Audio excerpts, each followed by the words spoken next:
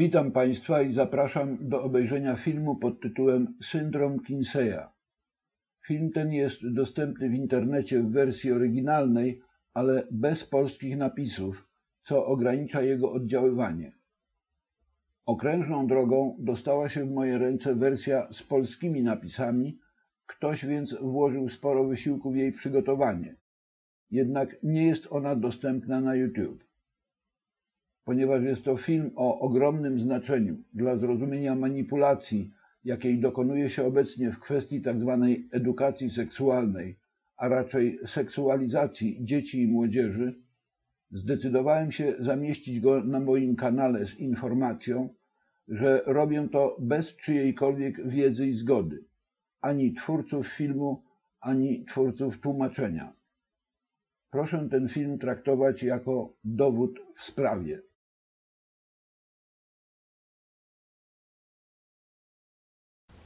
Children are so innocent, they don't know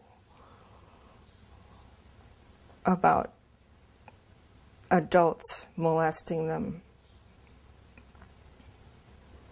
Their world to them is safe until somebody shows them differently. And then someone comes along and steals their innocence. Mine was stolen in the home. But now, on the streets, they're not safe.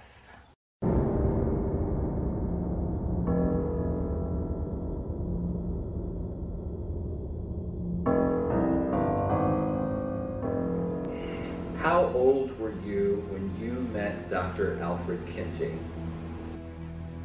It was probably in 1943 or so. I didn't know who he was. All I knew was that my dad was very excited about taking me there for an interview. You ask, what would the American public say if they actually understood the background to what became the sexual revolution, a sexual psychopath?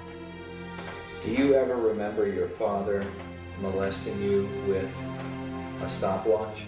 Yes. If the American public knew that Kinsey worked with a Nazi pedophile and encouraged his rapes of children and possibly even and eventually the murder of this one little girl.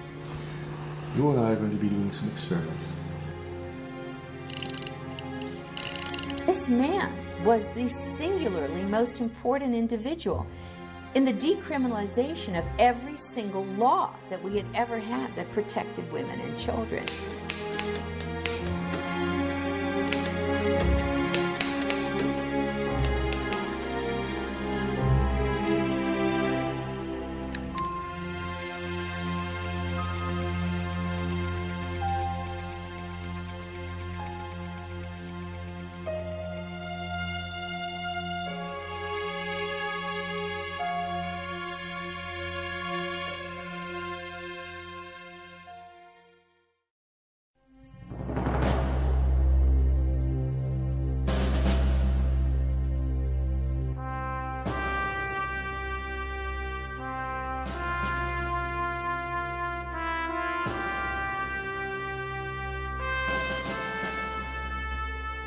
When America was founded, it said that our values were based on the Judeo-Christian teachings of the Bible.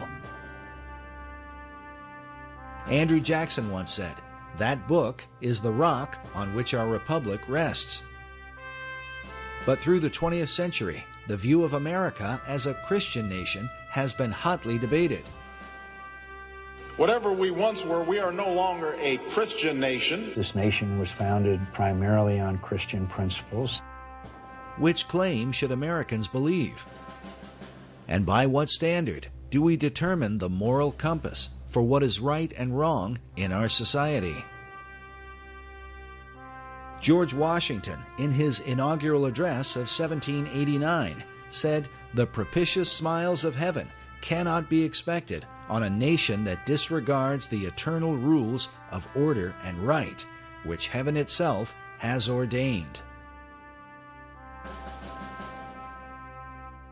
Among our once traditional values was the protection of women and children, once considered a sacred duty among all men. But now, under the guise of so-called liberty. The care of our most vulnerable has been compromised. We can only wonder what the father of our country might say if he could see what is happening to the children of America today and the reasons behind it.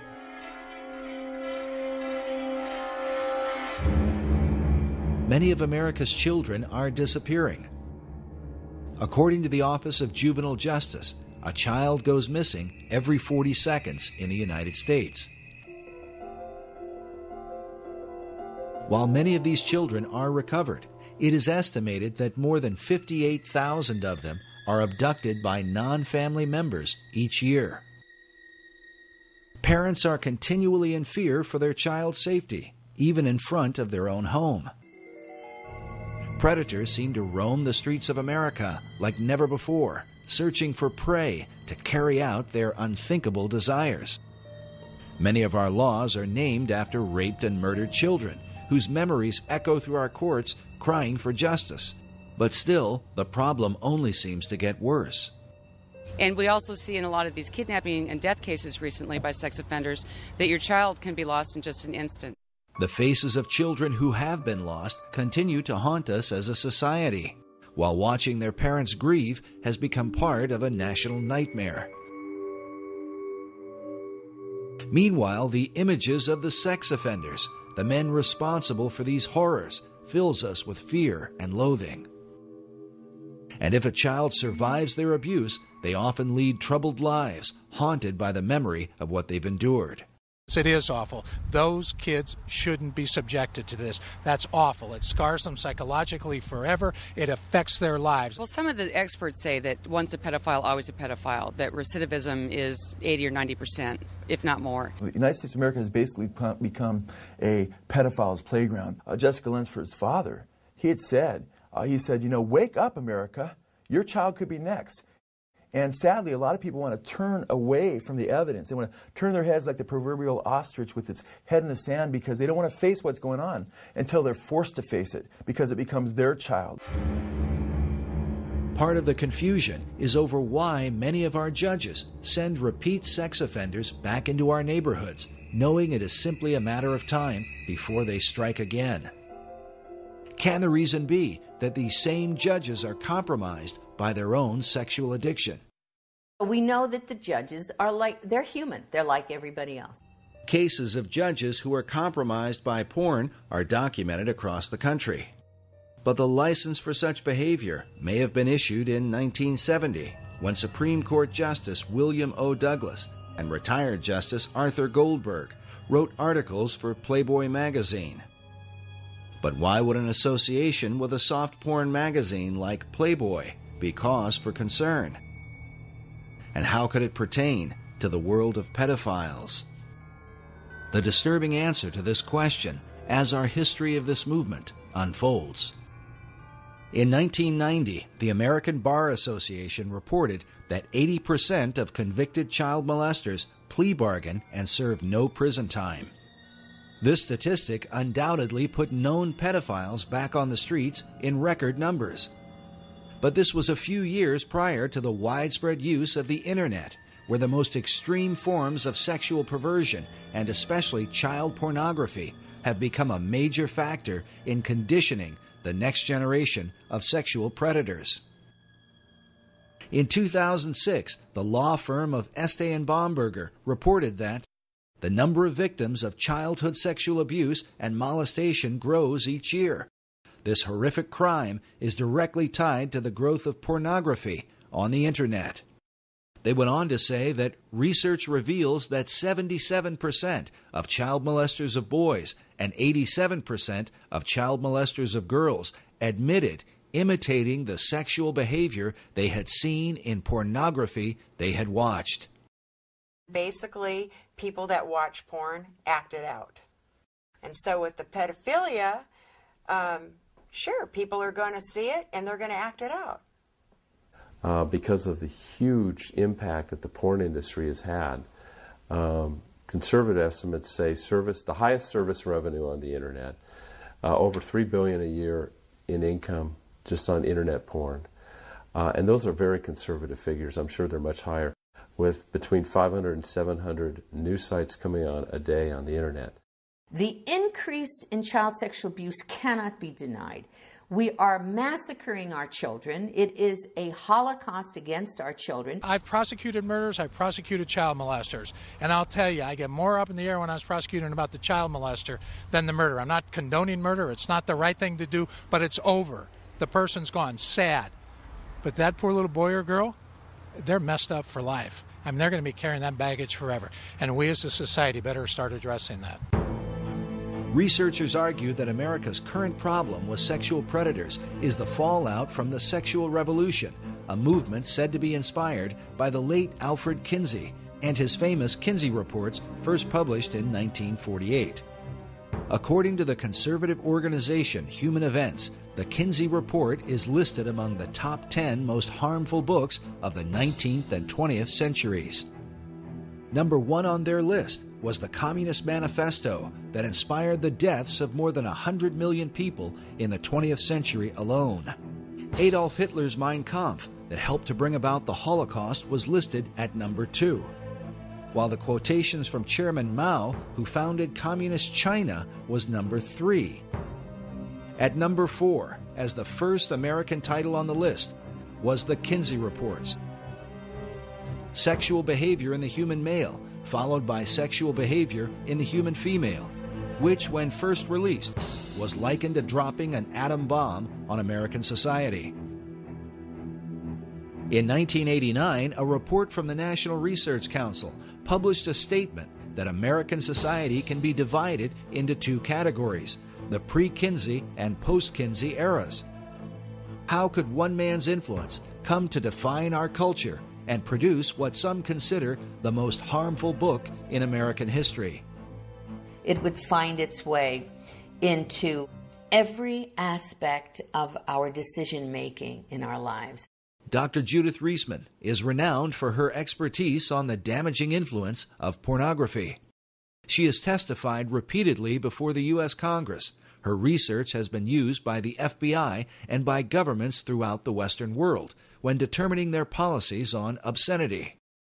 She is author of the book, Kinsey, Crimes and Consequences, in which she details the devastating impact of Alfred Kinsey in America, an influence she believes is behind the growing number of sexual predators who seem to come from all walks of life. Teachers, doctors, lawyers, judges, people are being caught right and left, sacrificing their lives and their families' lives to their addictions to child pornography. How do you think it happened? It did not start today. It started back with Kinsey, and who then kicked off what has become today's horror show. Child sexual abuse, rape, torture. People say, well, you can't track that all to Kinsey. Well, you can track enough of it to make an awfully frightening case. While Dr. Reisman's view may seem extreme, her evidence is disturbing, the results of which are so often reported in our nightly news. 35-year-old convicted sex offender Bradley Meinhardt was sentenced to just 1 to 3 years in prison for sexually assaulting a 12-year-old girl in East Penn, and the guy had a prior. Here's the suspect right here, Joseph Edward Duncan. He has a long history of sexual aggression. Here's Larry Don McQuaid, the 41-year-old former school bus driver who's confessed to sexually abusing more than 200 children.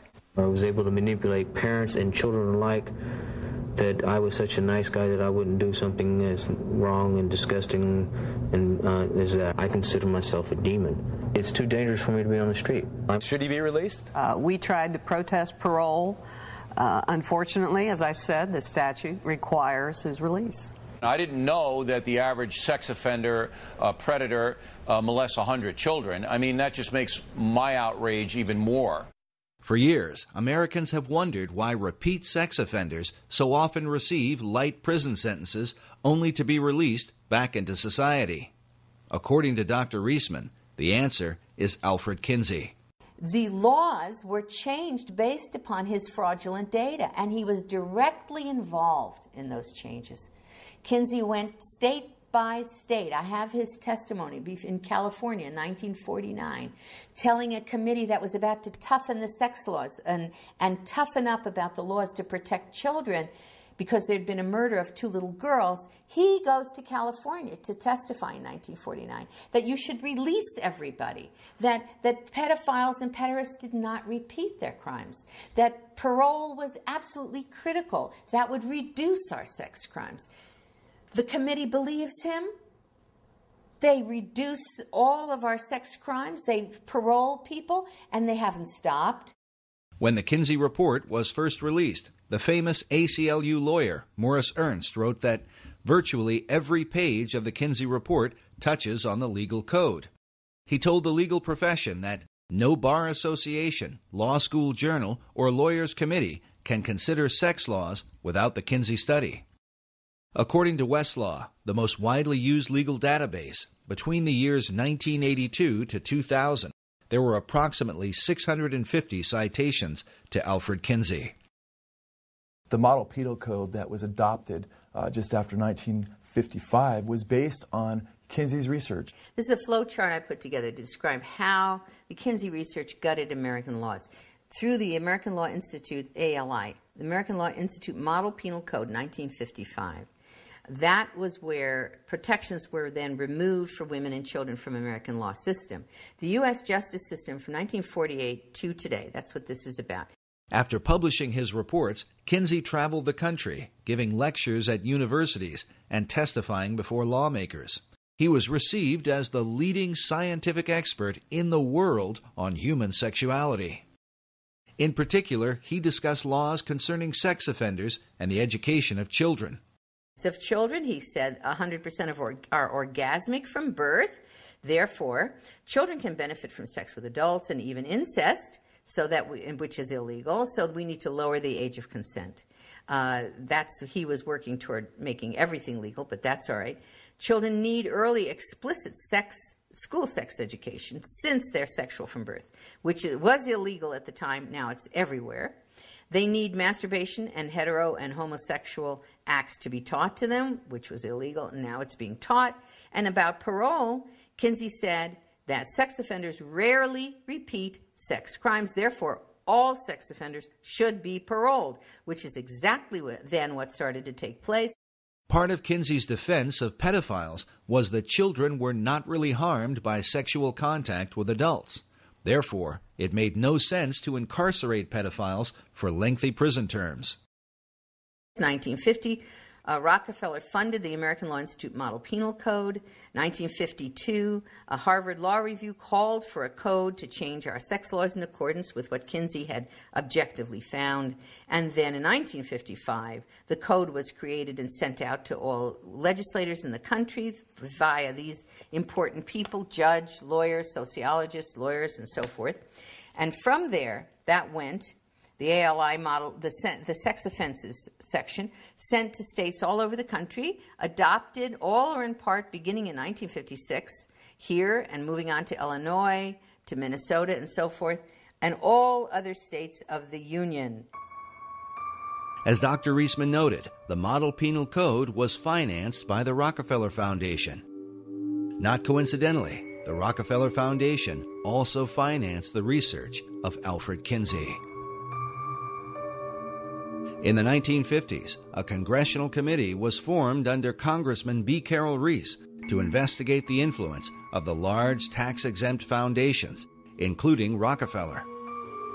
There was a huge concern at the time in the 1950s that the foundations were now being run by people with a strikingly strident a libertarian or liberal agenda, which resisted and resented the Judeo-Christian way of life. The late Norman Dodd was the director of research for the Reese Committee. In an interview recorded shortly before his death, Dodd stated that part of what the committee had learned was that the objective of the great foundations was to remove America from the values on which she was built and to do so through the education system.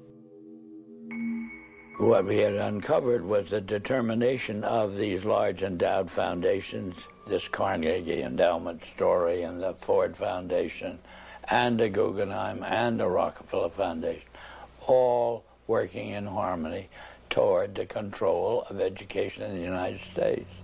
Dodd's testimony becomes an important issue when considering the direct impact of Kinsey's research on sex education in America. While the Reese Committee investigated many programs funded by the foundations, when it came to Kinsey's research, they were vehemently opposed by the late Congressman Wayne Hayes. That's established quite well in Renee Wormser's book on foundations, Their Power and Influence, a book that no American who wants to understand what happened to our country should be without. Renee Wormser was the lawyer for the Reese Committee. In his book, Wormser writes that the committee had dug up some significant material about foundation support of the Kinsey projects. This brought Mr. Hayes into a steaming rage, he says, and he asked to see our entire Kinsey file. It was produced for him, and he angrily declared to Mr. Dodd that we were to go no further with this particular investigation, contending that every member of Congress would be against our doing so. Mr. Hayes stated emphatically to Mr. Dodd that he would oppose any further appropriation to our committee unless the Kinsey investigation were dropped. Wormser writes that as a result, the valuable material in our Kinsey file never saw the light of day. What was it in the Kinsey file that provoked such a response from a U.S. congressman? As we move forward, consider that the Kinsey data was partly paid for by the American taxpayers, who continue to fund the Kinsey Institute to this day. There's more going on in that institute. They have covered up so much. Some believe that if Kinsey's research had been exposed in the 1950s, the information might have sparked a second American Revolution. What was in the Kinsey file, and does that information continue to influence or even haunt America?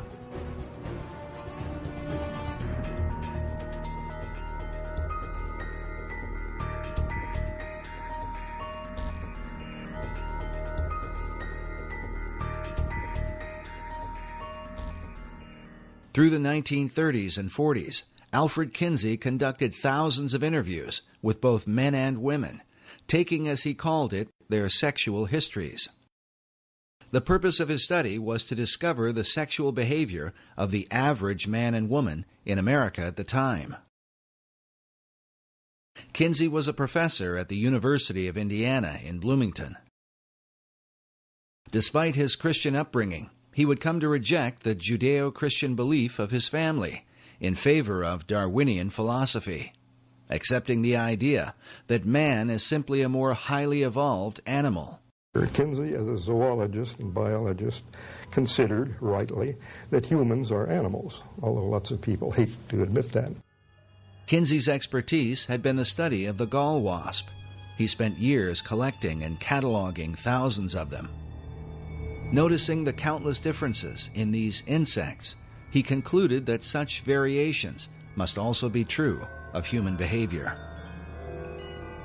Upon interviewing thousands of volunteer subjects, Kinsey not only recorded data, but drew certain conclusions about the sexual behavior of men, women, and children. But was his research that of an objective scientist, or the intentional manipulation of a sexual deviant who wanted to remake the American male and female in his own image? Kinsey has legitimized the free sex revolution, and he did it through academia.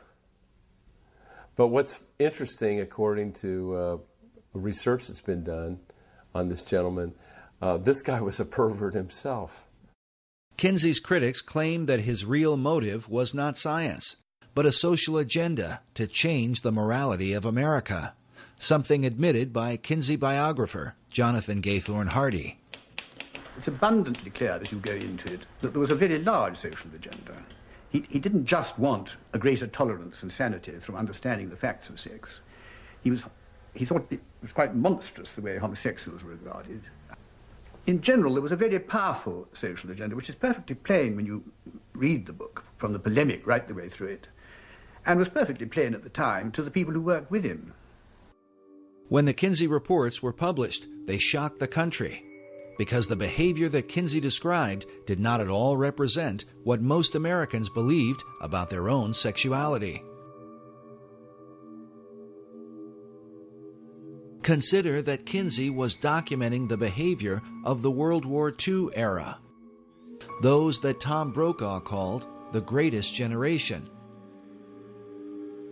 Among Kinsey's more controversial claims is the idea that 10% of American men were fully homosexual for at least 3 years of their life, while 37% of American men had engaged in homosexual contact to the point of orgasm at least once in their lives. Later studies would place those numbers much lower, with only 1% of men in the U.S. claiming to be homosexual, while only 2 to 3% admitted to some kind of homosexual activity in their lifetime. Nevertheless, Kinsey's data was seized upon by men like Harry Hay, who read the Kinsey reports, left his wife and children, and went on to found the gay rights revolution that began in the 1960s. To this day, the gay rights movement is largely based on Kinsey's data.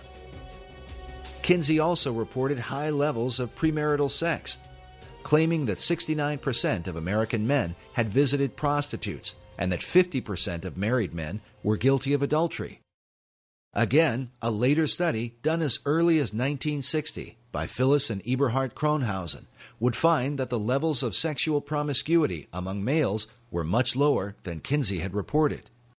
According to his fellow researchers, the reason for this dramatic difference is because Kinsey manipulated the data, including men from America's prisons, as part of the regular male population. He wrote that he found 1,300 to 1,400 sex offenders that he used as his normal male population. What? In addition to the convicted sex offenders, Kinsey included regular prisoners who were serving time for other offenses, along with 199 sexual psychopaths, all mixed together as part of the regular male population and presented to the American people as the average American male. In this interview for the documentary titled 1 in 10, listen as Paul Gebhardt, who was one of Kinsey's co-authors and a member of his original team, admits to the high percentage of prisoners and their impact on Kinsey's data. With these poorer, lower educational level samples. And when I say poorer, they had, for example, 55% were prison. 55% were prison.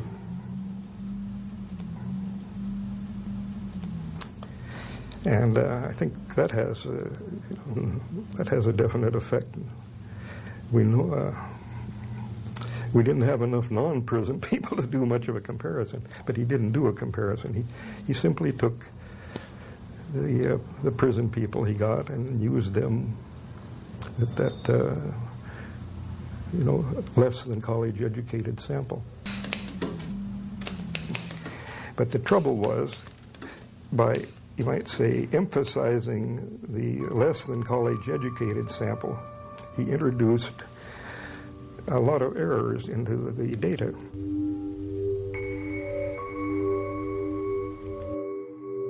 With America's prison population presented as the average male, is it any wonder that laws would be changed to accommodate sexual predators while failing to protect women and children?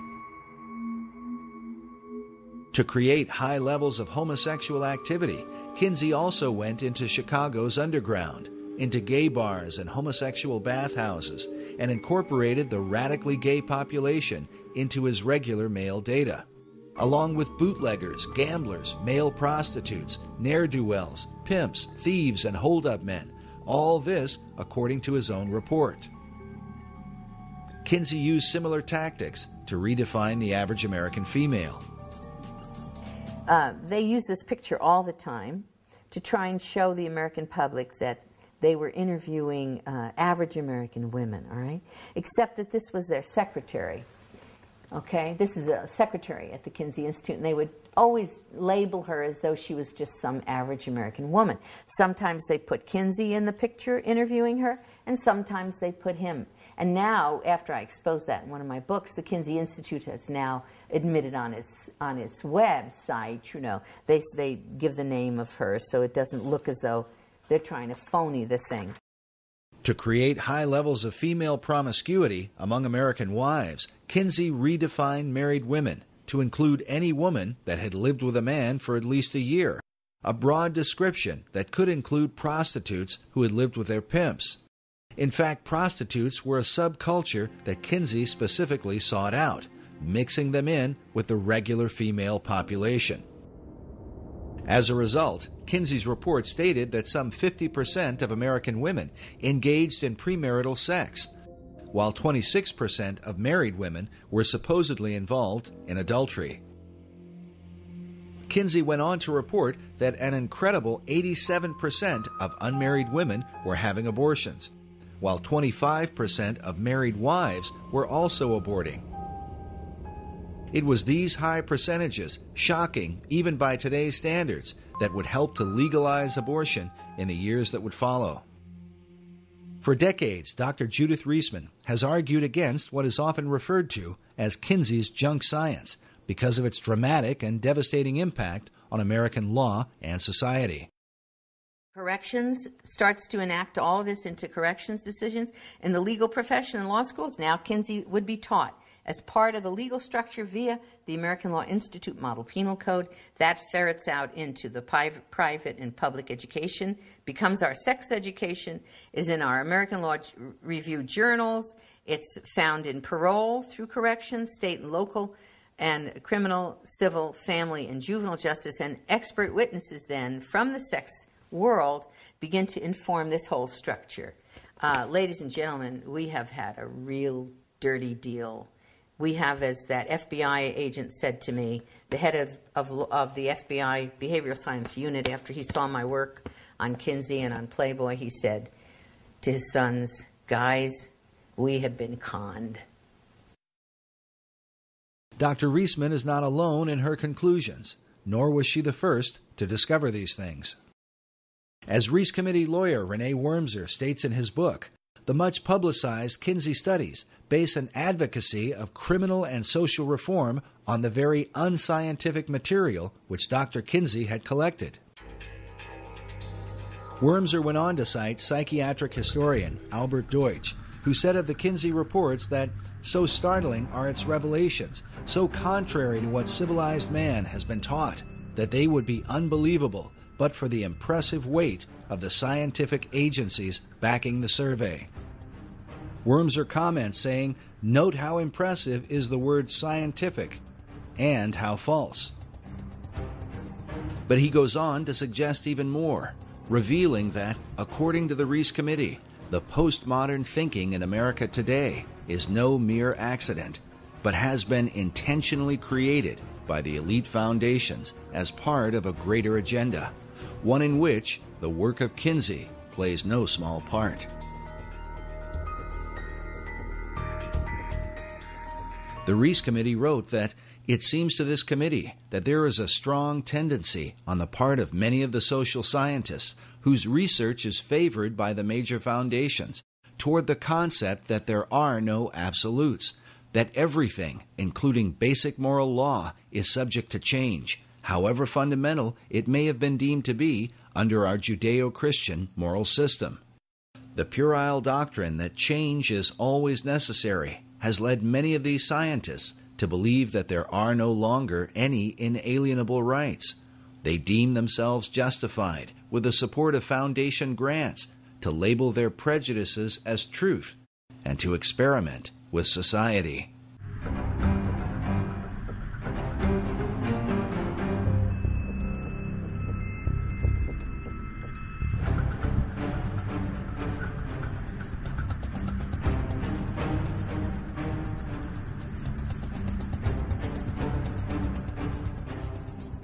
By far, the most disturbing evidence against the Kinsey reports is the information pertaining to the sexual behavior of children.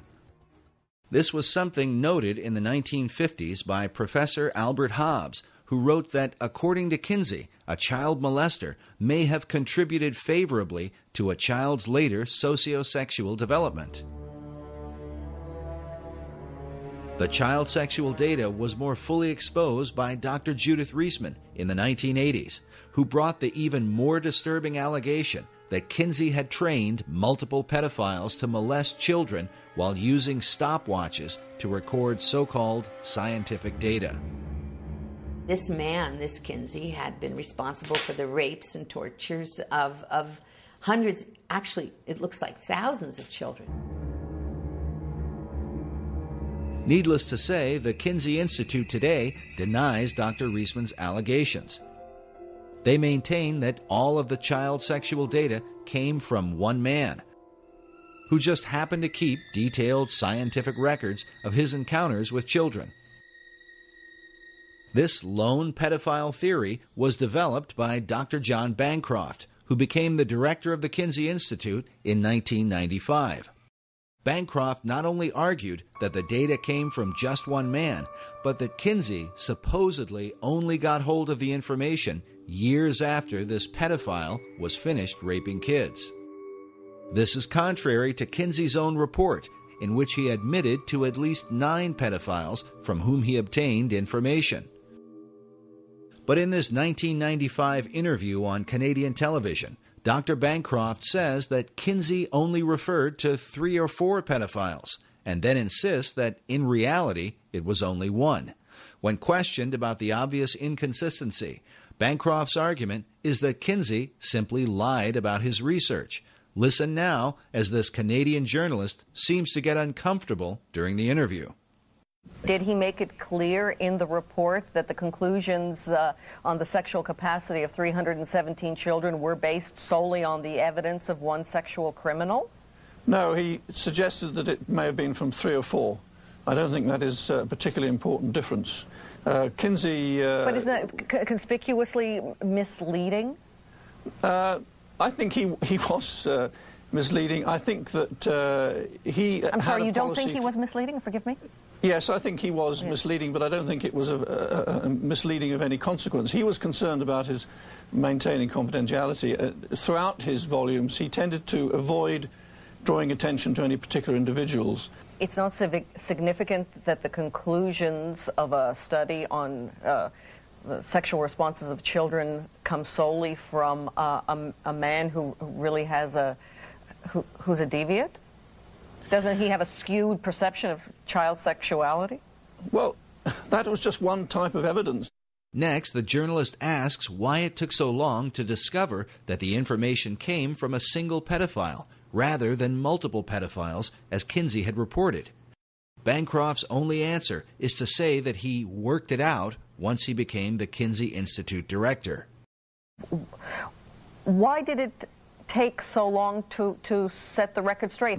When I got to the Kinsey Institute and these accusations were continuing, some people were expressing, some otherwise reasonable people were beginning to worry about these accusations and saying, well, now, how is it that if he's got information from 3 or 4 men, he can standardize it in such a way that it goes into a table unless somehow or other he's trained these men to make these observations. People were beginning to express that concern, therefore I decided to look more closely at the source of information, and that's when I realized that actually, as far as those tables were concerned, the information all came from this one man who had been collecting this information in an extraordinarily methodical way throughout his life since about 1917. And you knew of this for how long?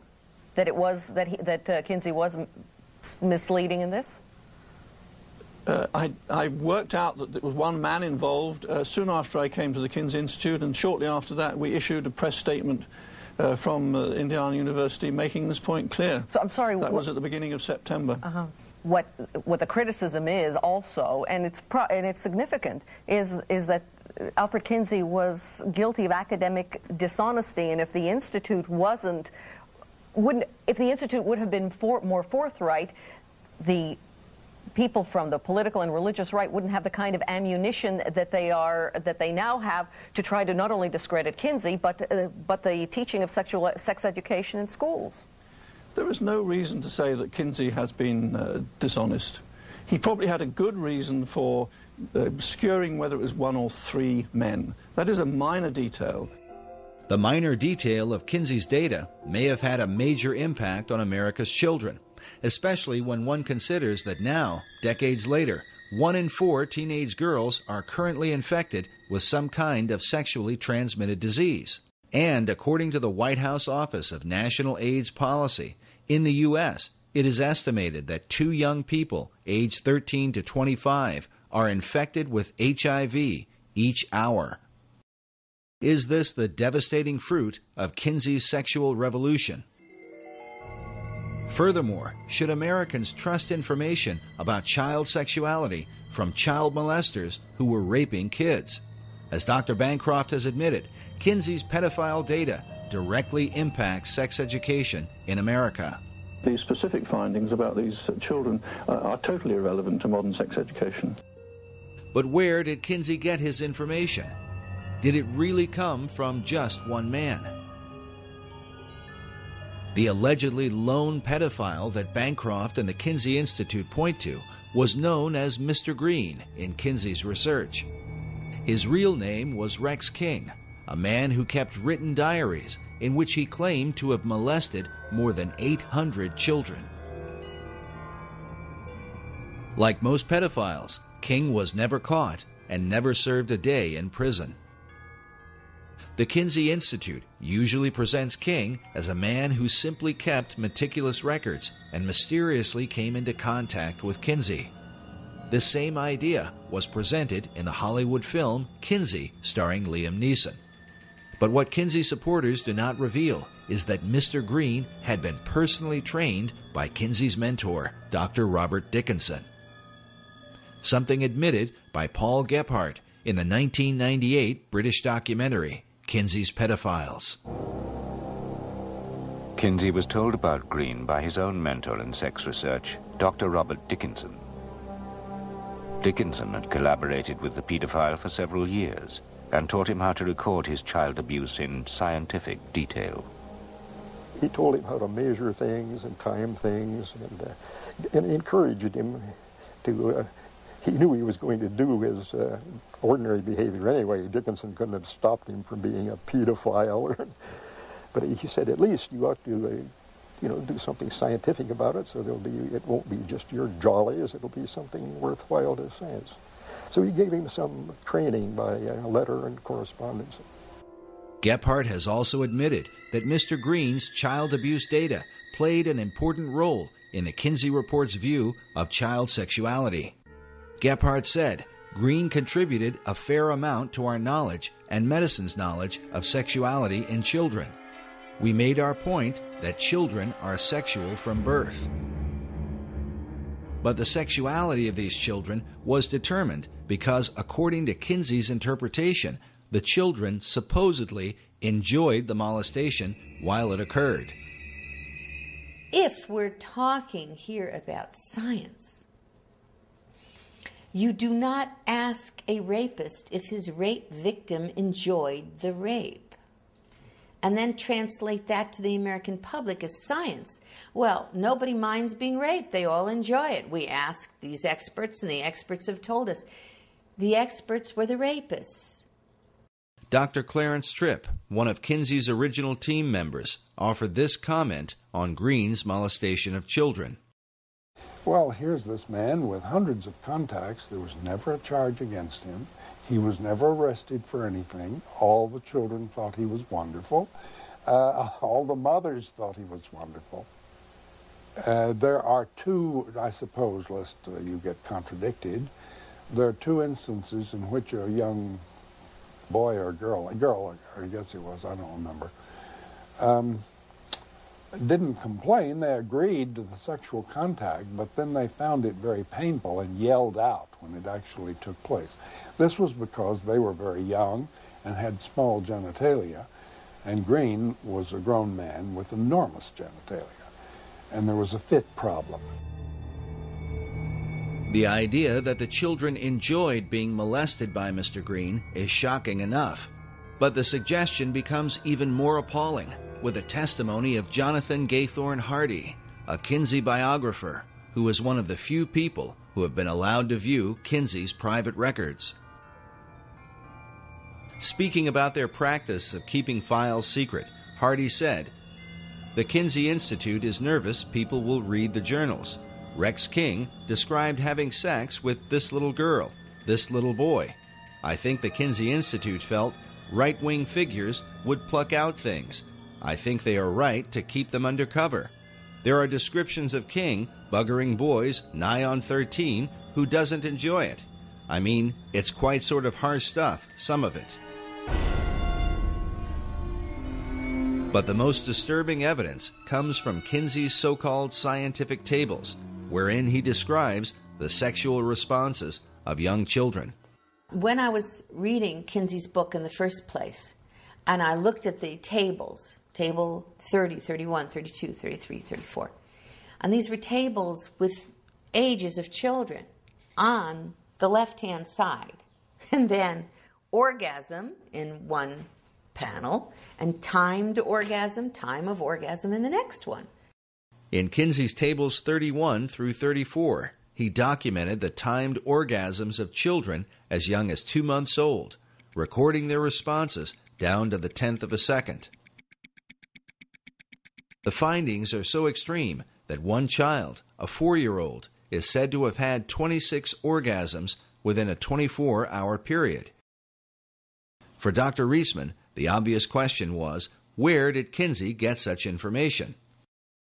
And I looked at those charts and graphs. I can't tell you how long it took me to try to process what I was seeing. I said, this is the torture of children. At the base of Table 31, Kinsey tells us that the data is based on actual observation of 317 males. Then on page 177 of the male volume, Kinsey writes, "Orgasm is in our records for a female babe of 4 months."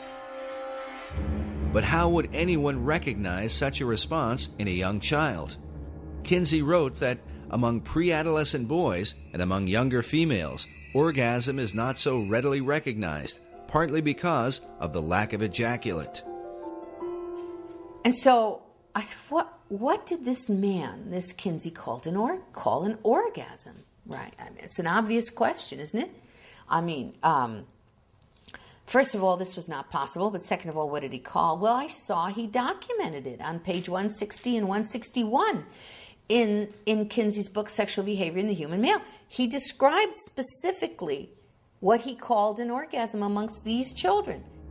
Kinsey defined orgasm for pre-adolescent children with the following description: a gradual and sometimes prolonged build-up to orgasm, which involves still more violent convulsions of the whole body, heavy breathing, groaning, sobbing, or more violent cries, sometimes with an abundance of tears, especially among younger children. And he said there were 6 categories. He called them 6 categories of orgasm, and he had category 1, 2, 3, 4, 5, and 6.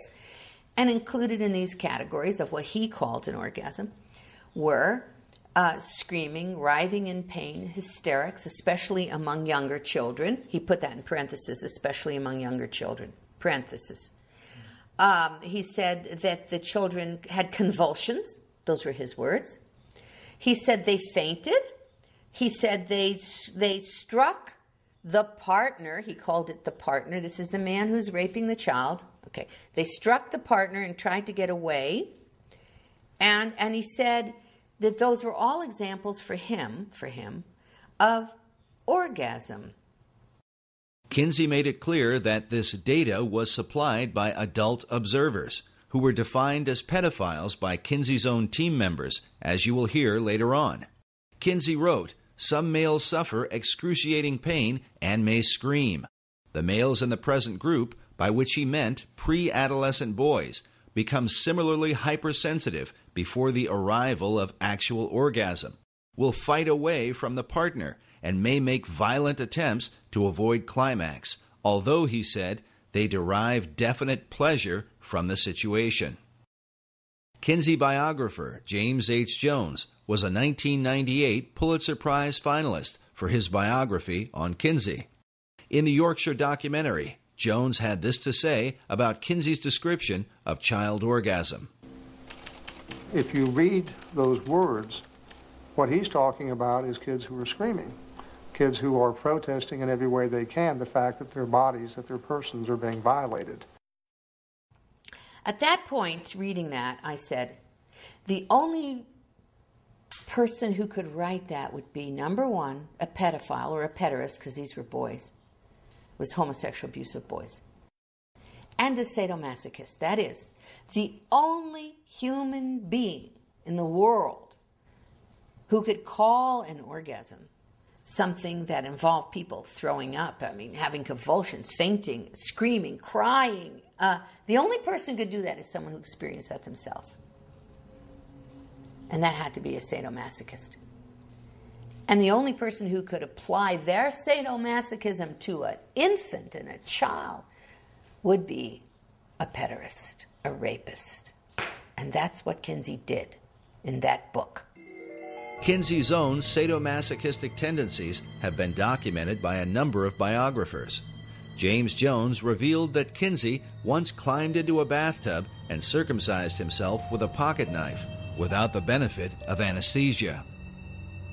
Another account of Kinsey's extreme self-abuse came about when his research was under investigation. Jones reports that after the Rockefeller Foundation withdrew his funding, Kinsey went to a basement, tied one end of a rope to an exposed ceiling pipe and the other end around his scrotum, then stood on a chair and jumped off. The abuse that he inflicted on his organs, on his sexual organs, were very directly identified in his death. That was orchitis. That was a serious inflammation and disease that he inflicted upon himself that was basically involved in his final death. Now, the attempt to claim that Kinsey died of a heart attack is a perfectly reasonable thing to try to do. It's kind of embarrassing to say that the father of the entire sexual revolution, who has trained all of our sex educators in the United States of America basically, died because he had so abused himself doing the activity that they tell everybody is okay, that he died of this terrible and very painful experience. If Kinsey's abuse had only been inflicted upon himself, his critics might be less likely to accuse him. But his abuse extended to children, the most precious members of our society. In this image, Kinsey seems to take a demented sort of glee in showing these young children a film of two porcupines engaged in a sexual act. He seems oblivious to the confused and even disturbed looks on the faces of these children. Was it this same lack of concern that enabled Kinsey to support and even encourage the most depraved sexual criminals? The evidence shows that Kinsey was not content to work with merely one pedophile, as Dr. Bancroft and the Kinsey Institute claim. Following the example of his mentor, Dr. Robert Dickinson, Kinsey set out to train his own predators, men who would collect information about what can only be called the sexual torment of children.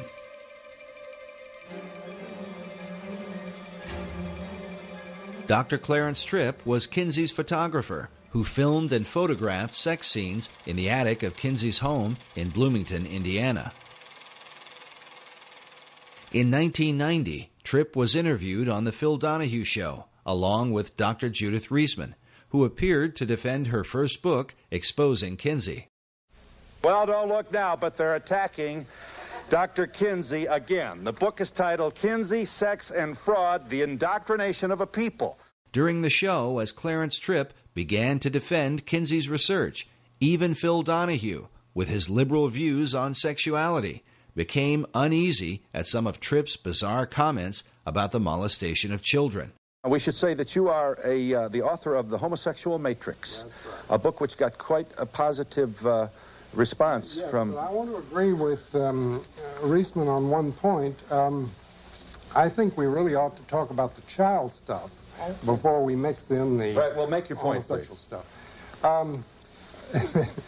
You know, we really shouldn't go too fast there. We want to savor that because it is It is wonderful. It's so delicious what she says. I want to draw you a picture of the image. The image is that the world-famous sex researchers, or Dr. Kinsey alone, it's not quite clear, are in a room, and they hover over a young child, less than a year old, and with their fingers or a feather, that's not quite clear, they tickle the genitalia and bring this kid to orgasm, who is screaming and hollering and possibly held down by chains.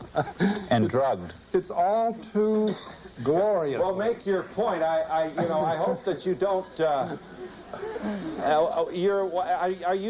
You're being sarcastic, but I want to make sure. I didn't mean to be sarcastic. You're saying this isn't true, that Dr. Kinsey or his colleagues did not. This is the man who was with me on Donahue saying, you got to stay with this. It's delicious what she says about what they were doing to the children. Dr. Reisman refused to go on Donahue unless he would agree to show Kinsey's tables, where the child sex abuse data is presented. Despite knowing about these tables, Donahue repeatedly insisted that no proof existed of child abuse in Kinsey's research. Nevertheless, he did show the data to his audience. Well, we're going to show. There. Now, Now, what is the point? You what is tell your me point? what is the point. 5 months old. What is it? I can hardly read it. What's next to that? Number of orgasms. Oh, number of orgasms. 3. Go down to the 4-year-old.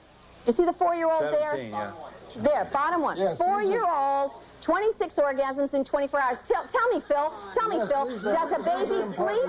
Tell me, Phil. Tell me, Phil. Does a baby sleep? Tell me if this is scientific. A baby sleeps for 8 hours? And you tell me how you get 26 orgasms for 24 hours. We've got to be able to get a word in edgewise. Just a minute. Sounds like a guest for the Donahue show. And you know what Gebhardt said to me? You know what Dr. Gebhardt said? He wrote me a letter, which I wish you had up there too, in which he said that oral and manual techniques were used on the children. Now, Phil, I'm going to say that once more. I'm going to say that once more. And if I'm wrong, let them sue me. He said oral and manual techniques were used on those children. The letter that Dr. Reisman refers to was written by Paul Gebhardt on March 11, 1981, in which he attempted to explain where the child sexual data came from. In this letter, he admits that multiple pedophiles were used in collecting information for the Kinsey reports. Gebhardt writes, "Since sexual experimentation with human infants and children is illegal, we have had to depend upon other sources. Some of these were parents. A few were nursery school owners or teachers. Others were homosexual males interested in older but still prepubertal children. One was a man who had numerous sexual contacts with male and female infants and children, and being of a scientific bent, kept detailed records of each encounter." Gebhardt went on to say that some of these sources have added to their written or verbal reports photographs, and in a few instances, cinema. The techniques involved were self-masturbation by the child, child-child sex play, and adult-child contacts, chiefly manual or oral. Gephardt's letter clearly refutes the lone pedophile theory of Dr. John Bancroft, but fits in perfectly with what Kinsey documented in sexual behavior in the human male. Gephardt's mention that photographs and cinema were sent to Kinsey also explains the discovery made by former Kinsey Institute director June Reinisch in 1984. This was Newsweek in '84 when June Reinisch said, that the Institute encourages visitors and so forth. And she says, what's her name? Reinisch says that she found a collection of child pornography so distasteful to Reinisch personally, she couldn't bear to look at it, all right? Now, she's not asking where that child pornography came from, right? But some of it was... Now, she found this at the Kinsey At the Kinsey Institute, yes. Yeah, at the Kinsey Institute. And John Bancroft, who wrote about Kinsey and supported Kinsey for years before he was hired as the head of the Kinsey Institute, right? Who was supposed to be an expert on Kinsey, which was why he was hired by the Kinsey Institute, now suddenly claims that everybody knew all along that these children were being raped by one pedophile. Well, He's the expert on Kinsey. Why didn't he ever write about it before he got hired? Why did he have to go into the Kinsey Institute to look into it if it's all laying out there? He knew that it wasn't a couple of pedophiles, which he said at one point. It wasn't one pedophile, which he said at another point. Kinsey said it was 9 pedophiles. That's what he wrote. And it certainly would have been at least 9, because we now know from Yorkshire Television that Kinsey was working with a group of pedophiles. There was also a pedophile organization in this country. They cooperated with us, and some of them who were not, of course, not incarcerated, they came and gave us information. Dr. Reisman believes the pedophile organization mentioned by Gebhardt may have been the nucleus for what would become NAMBLA, the North American Man-Boy Love Association. While child molestation is a crime in any circumstance, the members of NAMBLA claim that their intentions are out of love for the children they molest. Yet this cover of a NAMBLA bulletin, which they called their back-to-school issue, paints quite a different picture. It shows a frightened boy cornered by 2 adult men who are about to force him into sexual contact, and is more consistent with the information found in the Kinsey reports, that children are in fact being raped and tormented by the pedophiles who prey upon them. To this day, NAMBLA looks to Alfred Kinsey as their inspiration, saying that gay liberationists in general, and boy lovers in particular, should know Kinsey's work and hold it dear. Implicit in Kinsey is the struggle we fight today. Well, there's a huge connection between Alfred Kinsey and NAMBLA. In fact, NAMBLA has relied upon Kinsey's research for years. Kinsey tried to make pedophilia seem acceptable. Kinsey's argument was that it was society's reaction to pedophiles that caused the real trauma of child molestation. Members of NAMBLA will often refer to this quote from Sexual Behavior in the Human Female, where Kinsey wrote that when children are constantly warned by parents and teachers against contacts with adults, they are ready to become hysterical as soon as any older person approaches, or stops and speaks to them in the street, or fondles them. Some of the more experienced students of juvenile problems have come to believe that the emotional reactions of the parents, police officers, and other adults who discover that the child has had such a contact may disturb the child more seriously than the sexual contacts themselves. The current hysteria over sex offenders may very well have serious effects on the ability of many of these children to work out sexual adjustments some years later. In Kinsey's view, a lot of sex crime was really not crime at all. He seemed to worship sexual experience. I mean, he had a 24/7 obsession with sex long before he attained the position at Indiana University. So for him, all forms of sexual experience, to one degree or another, could have merit that were outside the pale of traditional morality. Many researchers have come to believe that it was this philosophy that allowed Kinsey and his team to communicate with active child molesters and even train them to record their abuse in a scientific manner. While the Kinsey Institute continues to deny this, further evidence is found from the testimony of Dr. Clarence Tripp on The Phil Donahue Show. Listen carefully as Tripp confirms that there were multiple pedophiles, not just one, and says that they were trained observers that used stopwatches.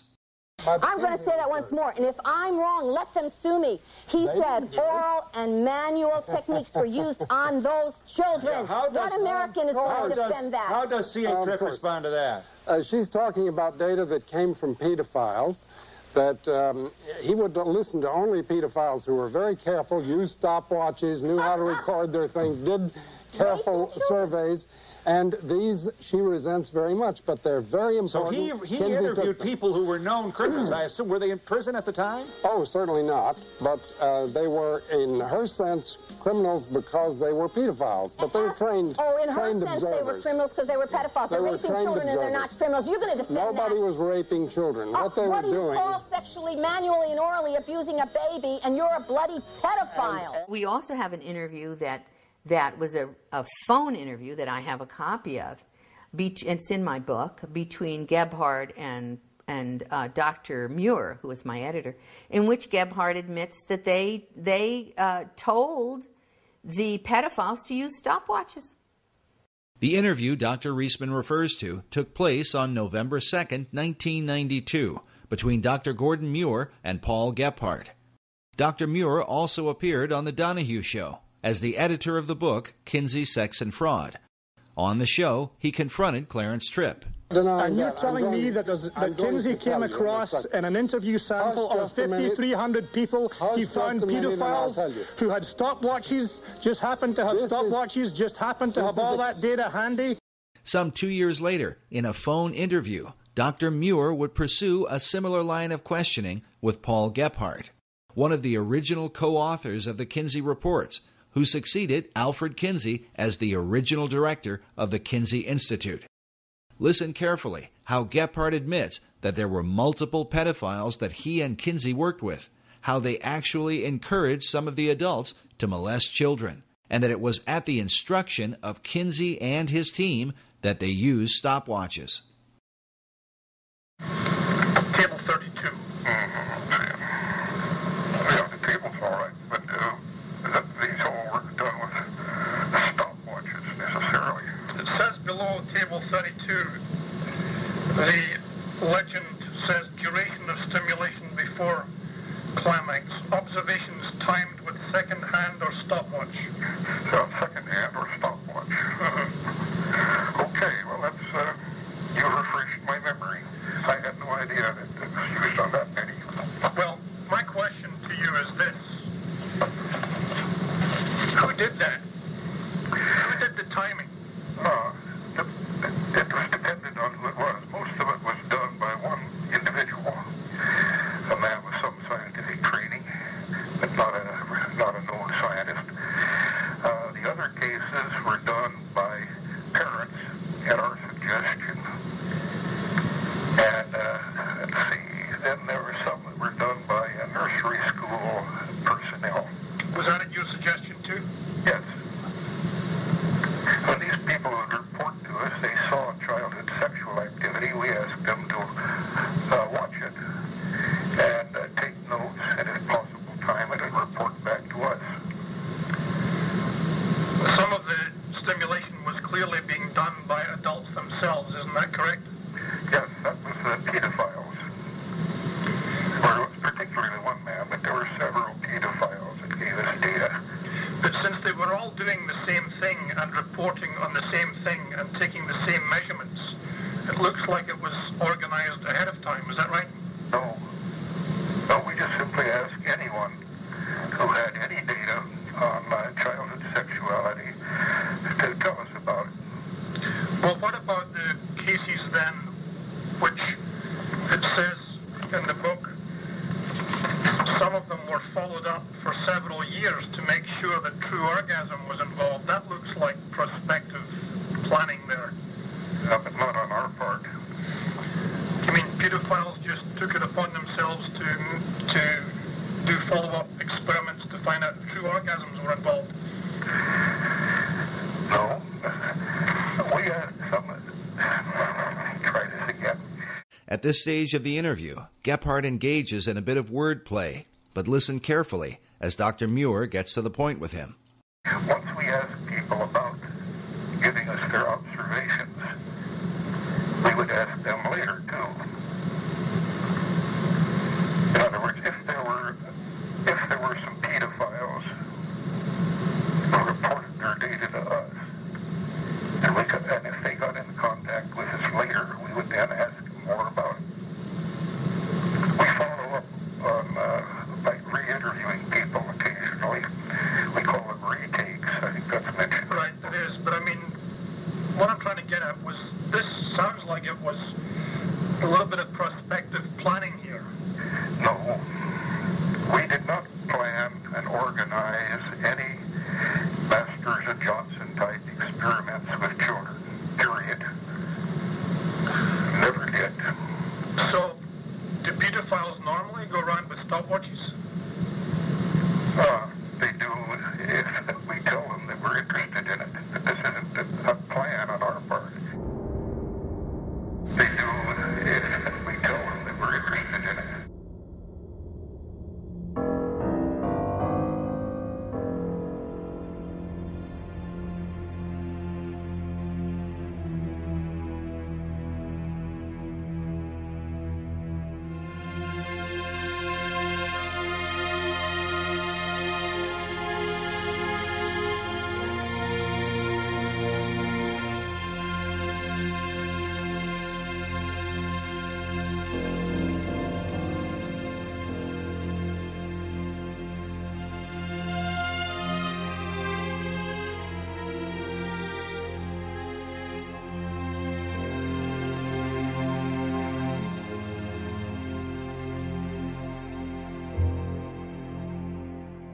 want to know who these children are, how their parents were involved, and have we talked to those children now as adults?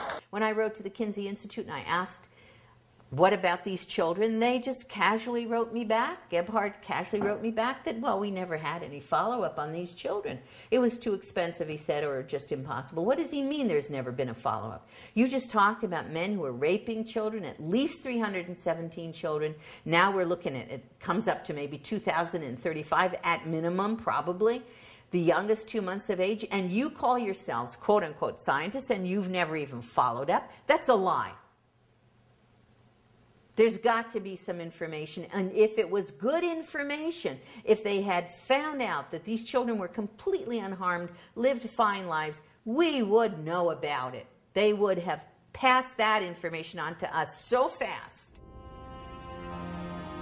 Many of the children abused by Kinsey's pedophiles probably had no idea that they were part of a government-sponsored study.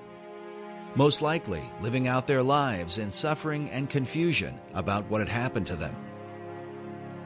But when the Family Research Council released its documentary, The Children of Table 34, the haunting image of a stopwatch sparked the memory of a woman who calls herself Esther White. My grandfather molested me when I was around 4. And he never did again. But he went to Indiana University to get his teaching certificate. And he took biology while he was there. And so I'm assuming that he probably met Kinsey there because the whole university was involved in his research. As a child, Esther says she was taken by her father and grandfather to meet with Alfred Kinsey and to be interviewed by him. But the real purpose of that meeting would be a mystery for years to come. I didn't really know. I didn't connect at all until I read Judith Reisman's writings. Especially when it came to the video that she did where they showed a stopwatch. And that was the key. I realized, yes, that was what was going on. Now in her 70s, her desire is to remain as anonymous as possible out of consideration for her family. Esther White is her assumed name. How old were you when you met Dr. Alfred Kinsey? It was probably in 1943 or so, 43 or 44. I was born in 34. My father was very excited about taking me there to meet Dr. Kinsey. I didn't know who he was. All I knew was that my dad was very excited about taking me there for an interview. And he was instructing me that I was to be very nice to this man and answer him. He told me they would ask me about my family and whether I loved my family and so forth. So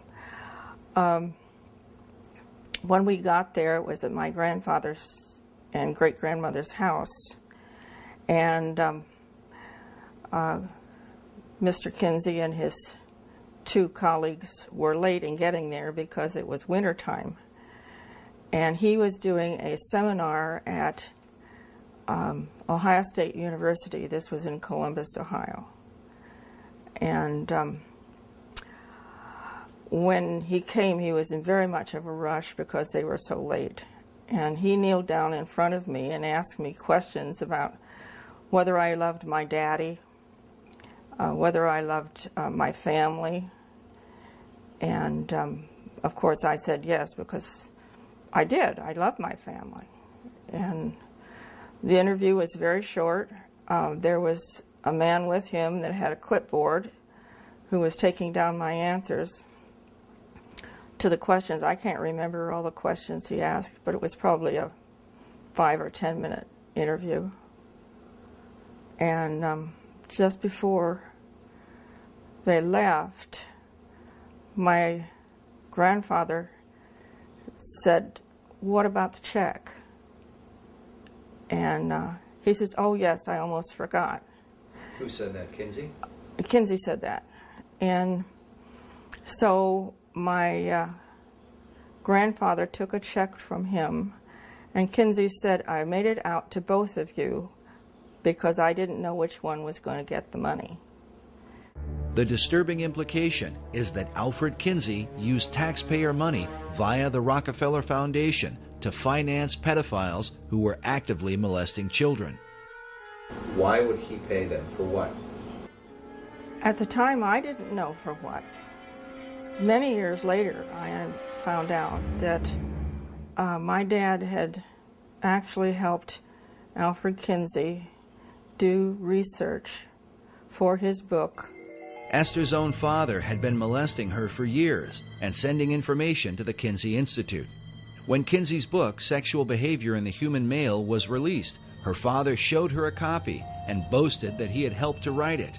At the time, she did not know what he meant. He gave me a copy of the book in 1947, but it was a pre-edition signed by somebody, autographed by somebody, and I don't remember who, but my father gave me the book and said that he helped Alfred Kinsey research on the book, and that it was going to change the way the world looked at sexuality. How old were you when your father first began to molest you? I was probably around 6, maybe 7. I couldn't tell you exactly. Do you ever remember your father molesting you with a stopwatch? Yes. And then would he record information?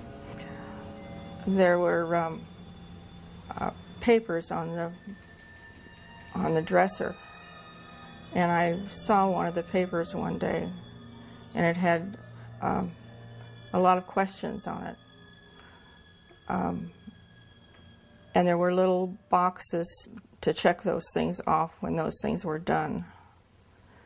And it was talking about orgasm. I didn't know what that word meant, but at the time.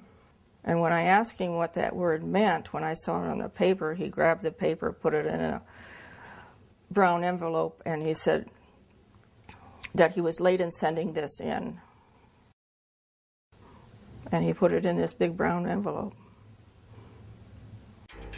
Esther's revealing testimony confirms Paul Gephardt's statement that Kinsey worked with parents who sent him child abuse data. She was also interviewed years ago by British filmmaker Tim Tate, who directed the documentary Kinsey's Pedophiles. Esther White, for what it's worth, swore what's called a statutory declaration here. She swore on oath that the information she gave was true and to the best of her recollection, and so did her mother. We asked Esther to give us her opinion about the Kinseyan philosophy that children are sexual from birth. Children are not sexual from birth. They are obedient to whomever is over them. In my case, it was my father. You honored your mother and your father. You obeyed what they said. You did what they said. That's the reason I was silent for so many years. I was told not to tell my mother that this was normal, and all the other little girls and boys were doing this too. So this was not a rare thing at all. They just didn't talk about it. So I was made to believe that I was sexual, but I wasn't. I hated it. I cried, I had convulsions, but that was totally ignored. She's heartbroken about the life that she lived because of her abuse at the hands of her father and grandfather, who were working for Kinsey and sending material to him. There are others out there like that. Bancroft said he knew there were, and he was afraid they were going to show up. He wasn't talking about one pedophile. when he said he was afraid that the children of these pedophiles would show up. He was talking about a lot of people who were damaged, and he knew it. And the Kinseya Institute knows it, and Indiana University knows it, and they've always known it.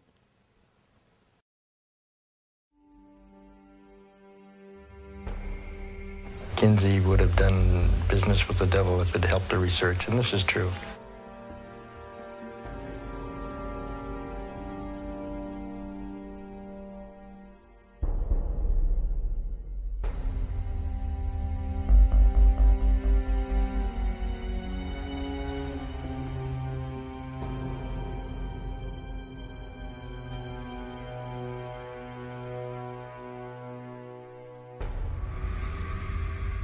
I view Kinsey as one of the most treasonous Americans in human history.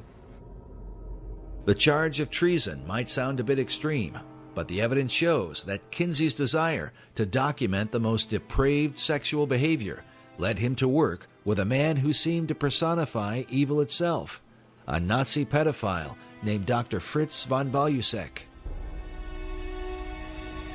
Dr. von Balusek was a Nazi officer, Gestapo member of the Gestapo, one of the original Nazis, by the way, joined the party very early. He was in charge of a Polish town, and he was a pedophile. Years after the war, von Balusek was arrested and put on trial for the murder of a 10-year-old girl who had been found naked and throttled on a piece of wasteland. The German authorities suspected von Balusek of the crime because the same girl had been listed among several hundred children he had raped, the details of which he had recorded in his pseudo-scientific diaries.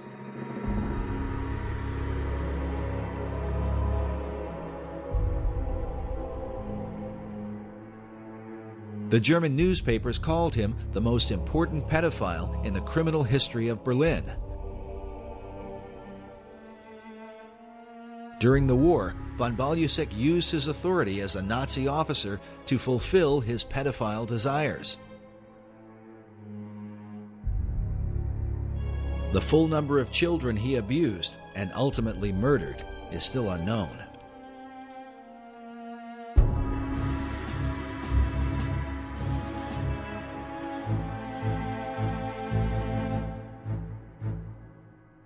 When he was arrested for rape of many children, but also possible murder of a little girl, all of the German newspapers spoke about this on the headlines. It was in the headlines of every newspaper in Germany. During the war, von Balusek was the commandant of the Polish town of Jędrzejów. There he threatened the children with certain death if they refused his sexual desires. What he recorded in his diaries of how he treated these children was so criminal that during his trial, the judge cried out, quote, "This is no longer human."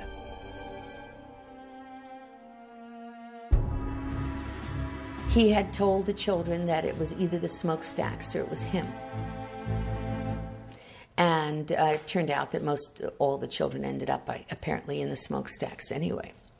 Post-World War II, he was highly placed in civic government, and he was arrested for this possible murder and being investigated. And in the process, they found that he had been corresponding extensively with Kinsey, that Dr. Kinsey had warned him to be aware and careful of the authorities so he shouldn't get caught. The German authorities learned that von Balusek and Kinsey had a working relationship, and that Dr. Kinsey was well aware of the vicious abuse the Nazi pedophile was inflicting upon innocent children. At his trial, the judge said to von Balusek, "I got the impression that you got to the children in order to impress Kinsey and to deliver him material." To which von Balusek replied, "Kinsey himself asked me for that." The German press was outraged, and the judge was outraged. The judge went on to say, instead of answering his sordid letters, the strange American scholar should have rather made sure that Mr. von Balusek was put behind bars. The German press reported that Kinsey's letters to the Nazi contained warnings to watch out or be careful of getting caught.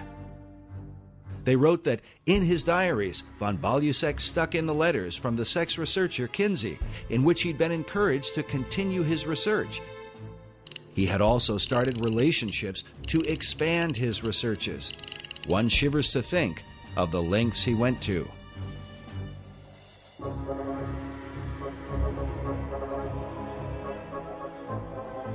At some point, the German authorities tried to get hold of information on von Balusek from the Kinsey Institute.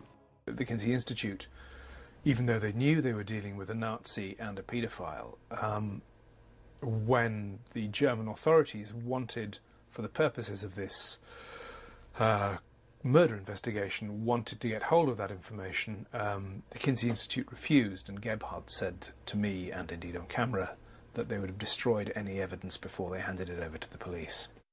Paul Gebhardt said of this event that the FBI put pressure on Kinsey to reveal the guy's sexual diary. But Kinsey said, absolutely not. Gebhardt went on to say, the poor pedophile had his reputation destroyed, finally quit corresponding with us. While German media documented the story heavily, the American press, under the powerful influence of the tax-exempt foundations, gave almost no attention to the story, even though Kinsey's research, which had turned the country upside down, was almost certainly based in part on the sexual abuse done by a Nazi pedophile during the Second World War.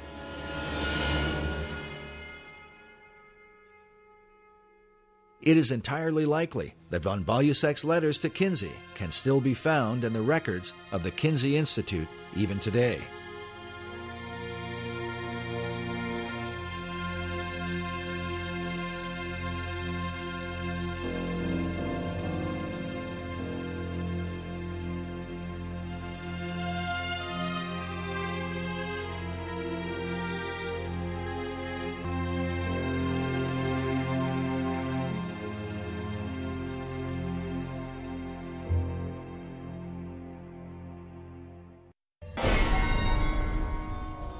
Kinsey's willingness to work with the devil, at one point, seemed to take on a very literal meaning.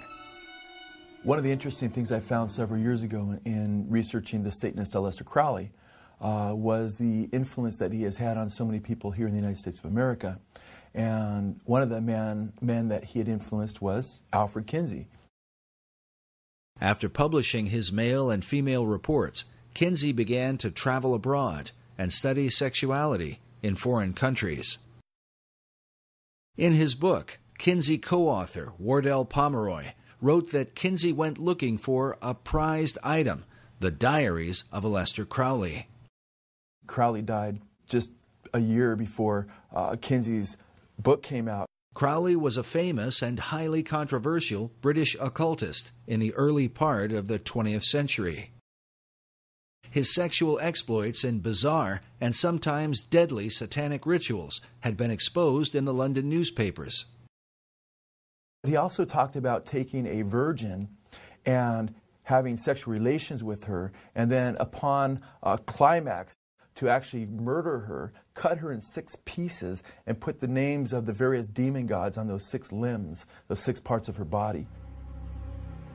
Taking the name for the Antichrist in the Bible, Crowley called himself the Beast 666.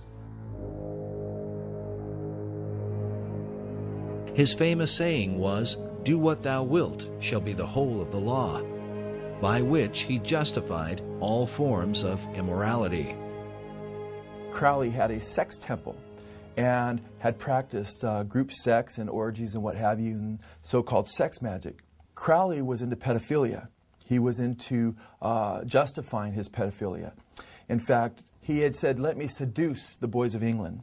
He wanted to seduce them, and then he starts talking about sodomy and it should be acceptable. So, it was quite shocking, especially back then. Pomeroy wrote that Crowley was called by Lord Douglas the wickedest man who ever lived, and his sexual history alone was enough to earn him the title he gloried in, the Beast.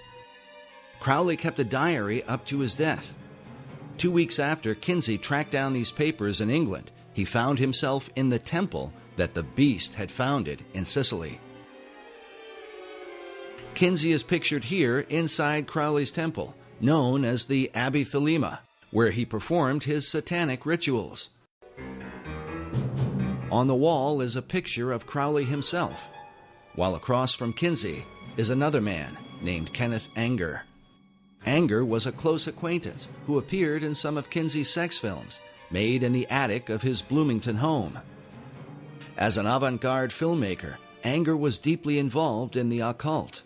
He directed films with titles such as Lucifer Rising and The Invocation of My Demon Brother. Kenneth Anger is a co-founder of Anton LaVey's Church of Satan, and Kenneth Anger also was, had a penchant for younger men, for sure. Bobby Beausoleil was his live-in boyfriend. That's the same Bobby Beausoleil that committed the first murder, killing Hinman for Charles Manson. That was his live-in boyfriend. He played Lucifer in one of his occult movies that extolled the virtues of Aleister Crowley's magic and what have you. In this image from one of Anger's films, we see Bobby Beausoleil, who would later become one of Charles Manson's killers. He's standing next to a doorway with Crowley's maxim, "Do what thou wilt," painted on the door. A phrase that certainly fit with Kinsey's own view of human sexuality. Pomeroy even admits that Kinsey loved Crowley's writings, including specifically mentioning some of his homosexual erotica. One of his books called White Stains. Kenneth Anger is quoted saying that Kinsey was obsessed with obtaining the Great Beast's day-to-day sex diaries. To obtain grant monies and maintain the support of the university, Kinsey needed the excuse of research to validate his 24 hours a day obsession with sex. However, Kinsey's battle cry of "do your best and let other people react as they will" seemed a variation on Crowley's "do what thou wilt" maxim. An older Kenneth Anger is pictured here, with the name Lucifer tattooed on his chest. So important was Anger's relationship with Kinsey that to this day, the Kinsey Institute Library features a Kenneth Anger collection with an archive of Anger's films as well as the correspondence between him and Alfred Kinsey.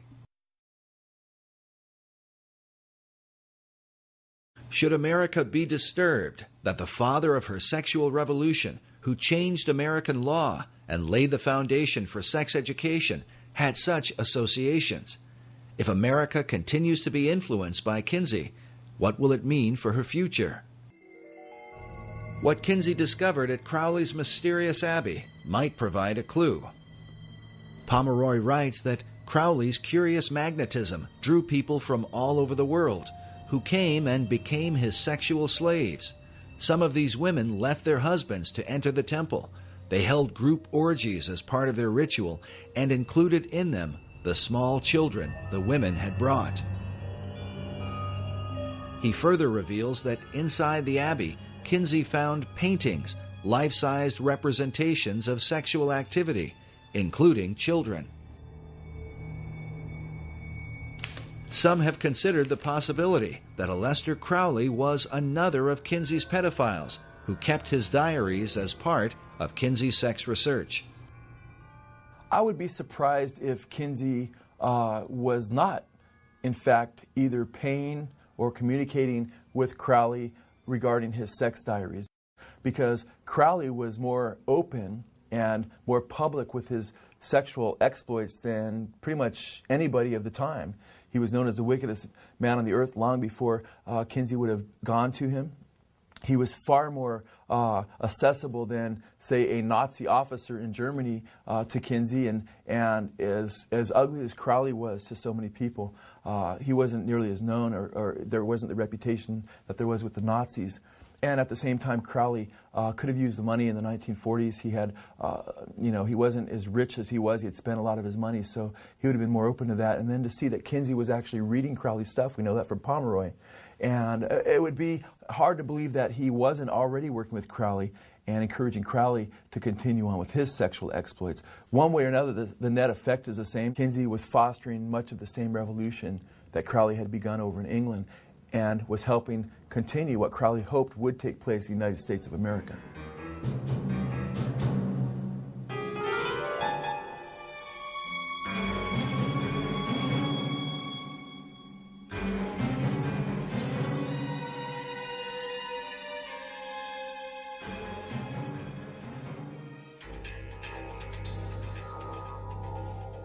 Mass media seems to have always been on the side of Kinsey and his philosophy. A philosophy carried out by Hugh Hefner in 1953 when he launched Playboy magazine. That same year, Kinsey released his K-Bomb, Sexual Behavior in the Human Female, the second book in his report on human sexuality. Hefner made an immediate association between his soft porn magazine and Kinsey's research.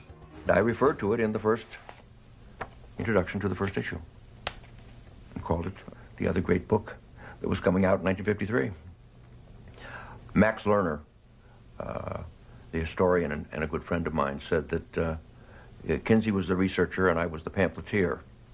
And it's an interesting way of looking at it. I certainly do think that in a very real way, the sexual revolution began in 1953, with the second book and the beginning of Playboy. Hugh Hefner had been under the influence of Kinseyan philosophy since the release of the male volume in 1948. He had even written about it in a college publication years before he started Playboy magazine. Half a century later, in Playboy's 50th anniversary issue, Hefner paid special tribute to Alfred Kinsey, celebrating the man who had helped him launch the sexual revolution. But Playboy represented more than just nude photos of the girl next door. According to Hefner, the magazine was, quote, a statement of rebellion without question.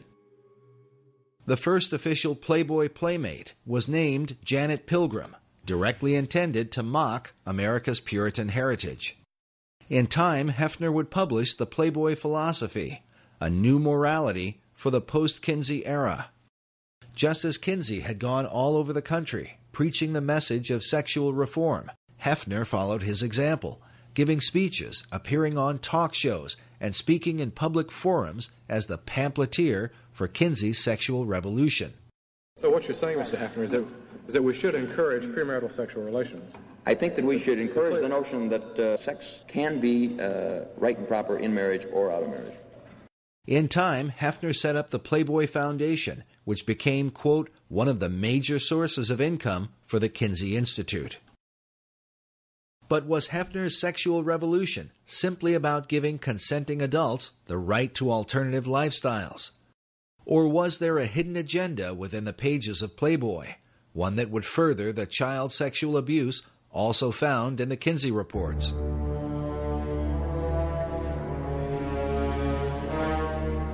In 1983, Dr. Judith Reisman was appointed by the Juvenile Division of the Department of Justice to investigate the images in Playboy, along with Penthouse and Hustler magazines.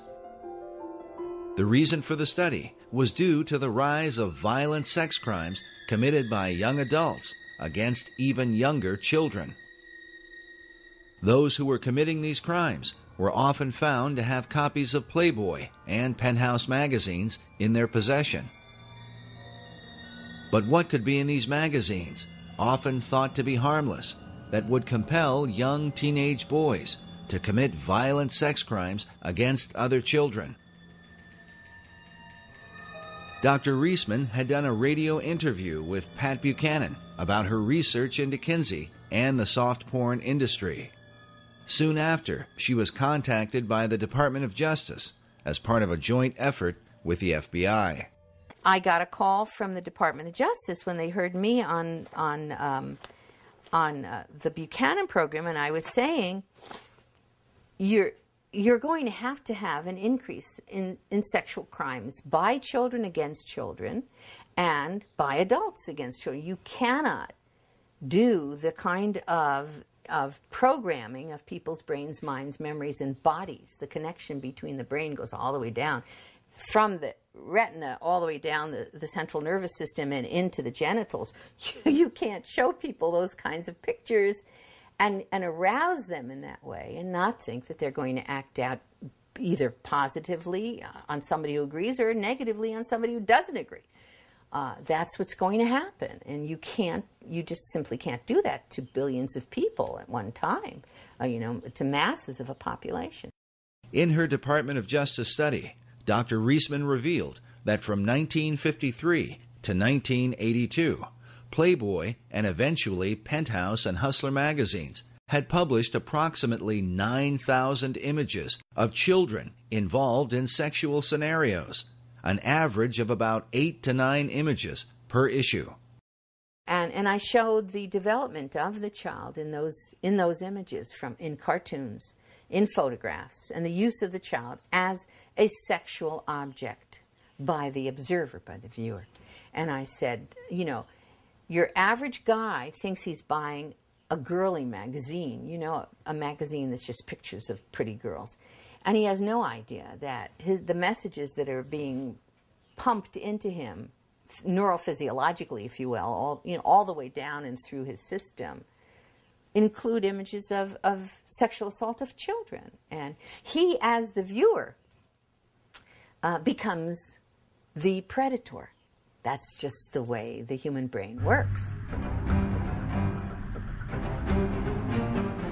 The following are images from Dr. Reisman's presentation at the FBI Training Center in Quantico. Please understand, the most severe images we are unable to show you.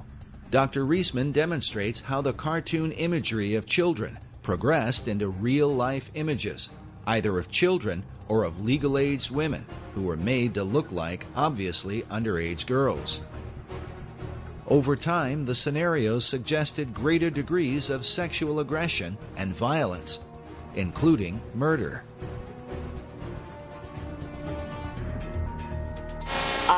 That cartoon says, can you read it? Well, anyway, it says, thank you, good night, Betty Lou, thanks for a really swell evening. Now here, we do see the penis.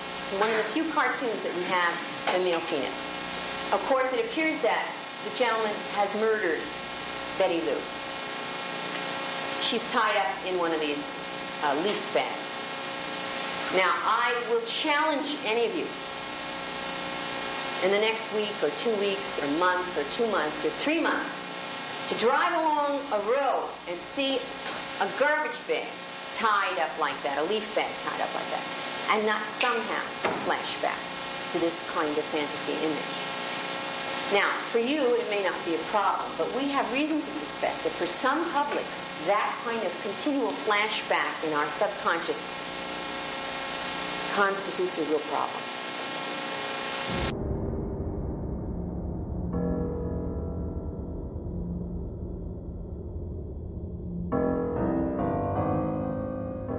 Dr. Reisman believes that millions of American men have been conditioned for decades by such imagery, often struggling with an addiction that they don't understand and cannot escape. The addiction to porn has now been handed down to America's children, giving their young minds a perverse view of reality and of the relationships between men and women.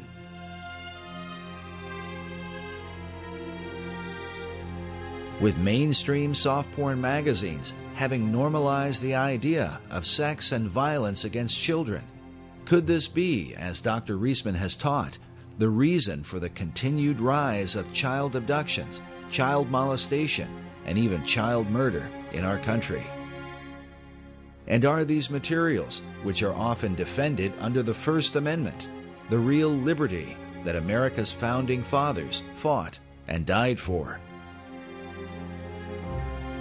Try something recently read on, I think, Fox News. You know, one of the newscasters there's got a blurb or an article right now on the internet. You know, are our children safe? Is this ever going to end? And I know for a fact it will not end. And it is only going to get worse unless something is done about pornography. The most damaging kinds of pornography are those that involve violence and sexual violence, because the wedding of those two forces, as I know only too well, brings about behavior that is just too terrible to describe. After seeing her presentation at their training center at Quantico, the FBI ordered all copies of Playboy and Penthouse magazines to be removed from the FBI post-exchange. A similar reaction occurred with the Southland 7-Eleven Corporation, which had been a major distributor of Playboy and Penthouse. But in 1986, after seeing Dr. Reisman's presentation, the 7-Eleven chain refused to carry the publications, costing the soft porn giants untold millions in annual revenue. Dr. Reisman herself describes what the FBI and 7-Eleven were really responding to. That what they were getting in their house, what their sons were seeing, what the uncles were seeing, what the boyfriends were seeing, was how to sexually abuse a child and laugh about it. During World War II, the Nazis used cartoons to condition the minds of Germans against the Jewish people, creating an exaggerated and comical identity that ultimately led to their persecution and mass murder. Dr. Reisman believes a similar kind of conditioning has happened through the use of cartoon imagery that depict the rape and abuse of children. Children are being sexually assaulted, they're being trampled on, they're being kidnapped, they're being murdered. And I have all of those kinds of cartoons. Some of the following cartoons are disturbing, such as this image from Playboy of an infant child masturbating with a title that reads, "Getting Off."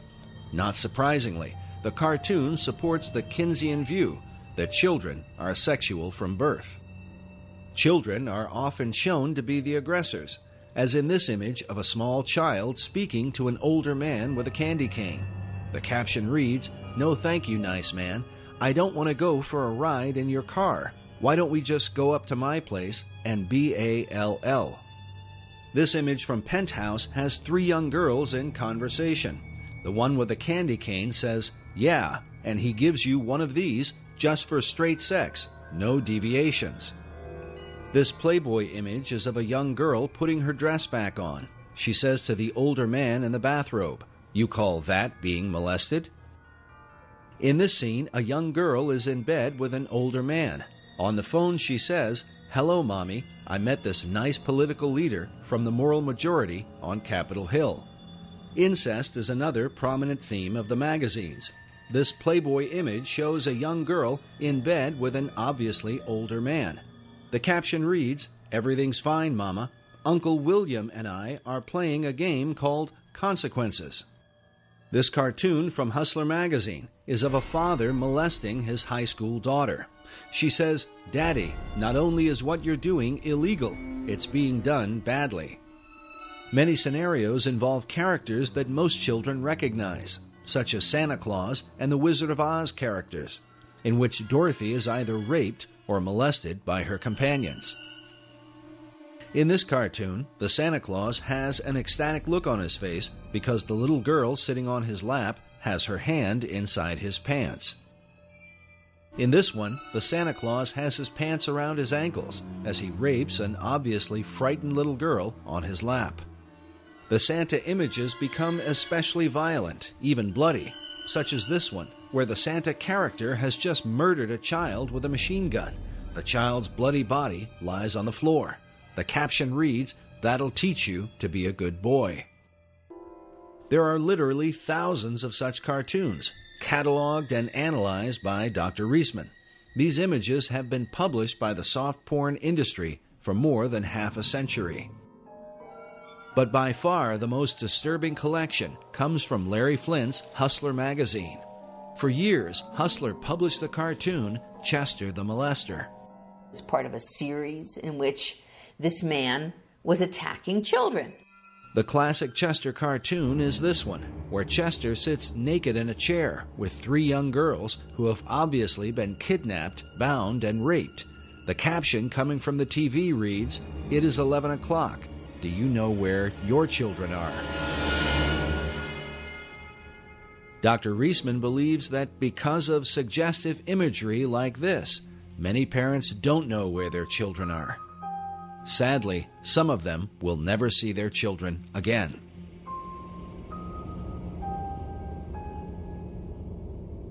Chester the Molester was the invention of Hustler's head cartoonist, Dwayne Tinsley, shown here in the 1985 documentary, Rated X, where he explains the character of Chester.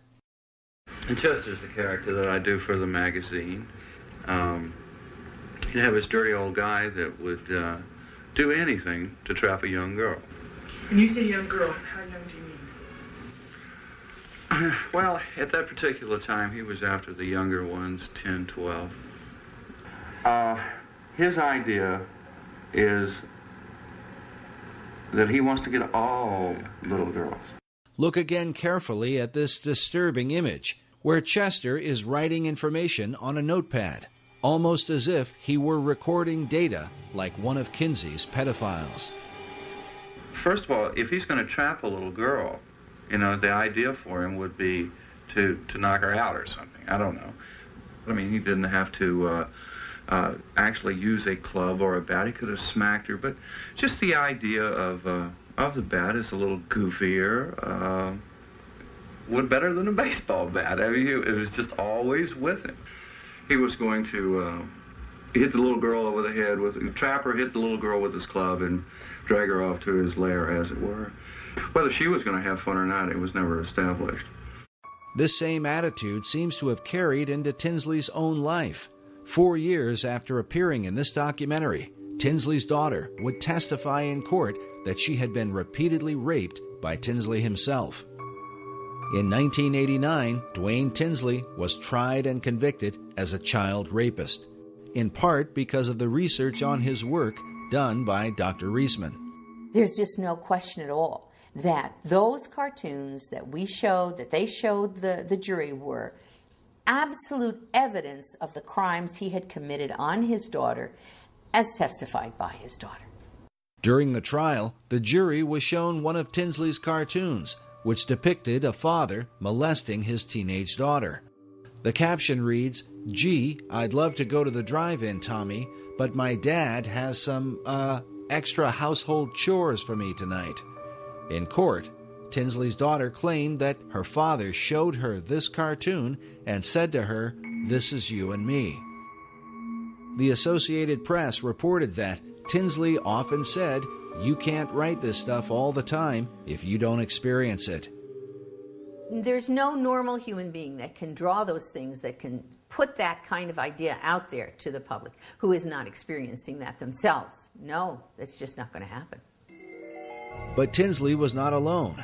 His employer, Larry Flynt, was also accused by his daughter, Tanya Flint Vega, in her book, Hustled, in which she claimed that her father used the Chester the Molester cartoons to introduce her to the idea of sex, and then raped her when she was only 9 years old. Like many pedophiles, Larry Flynt was never charged with a crime and openly denied his daughter's allegations. Even Hugh Hefner is said to have been guilty of statutory rape. According to biographer Russell Miller in his book, Bunny, The Real Story of Playboy, Hefner himself enjoyed making love to a schoolgirl who had attended his daughter's Sweet 16 birthday party. Miller's evidence was based on the testimony of the staff that worked in the Playboy mansion at the time. As with Larry Flynt, Hefner was never charged with a crime. A major breakthrough for Hefner's Playboy magazine and child pornographers in general was the film Pretty Baby, starring Brooke Shields. A film briefly remembered during the recent controversy over the images of 15-year-old Miley Cyrus. Pretty Baby was the story of a 12-year-old girl who grows up with a prostitute mother and ends up losing her virginity in a whorehouse. People magazine ran a story saying Brooke Shields, 12, stirs a furor over child porn in films. Playboy featured images from the film, along with an interview with the film's director, Louis Malle. In the interview, Malle said, "When Playboy requested a photo that would express my personal vision of eroticism, I sent a shot of my 2-year-old daughter, Justine, naked. This led to the photos above of Brooke Shields, whom I cast in the title role of my new film, Pretty Baby."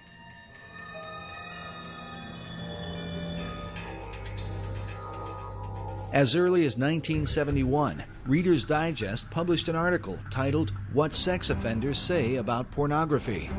The article cited the FBI's Uniform Crime Reports, stating that between 1960 and 1969, the number of forcible rapes committed by males under 18 had increased by 86%.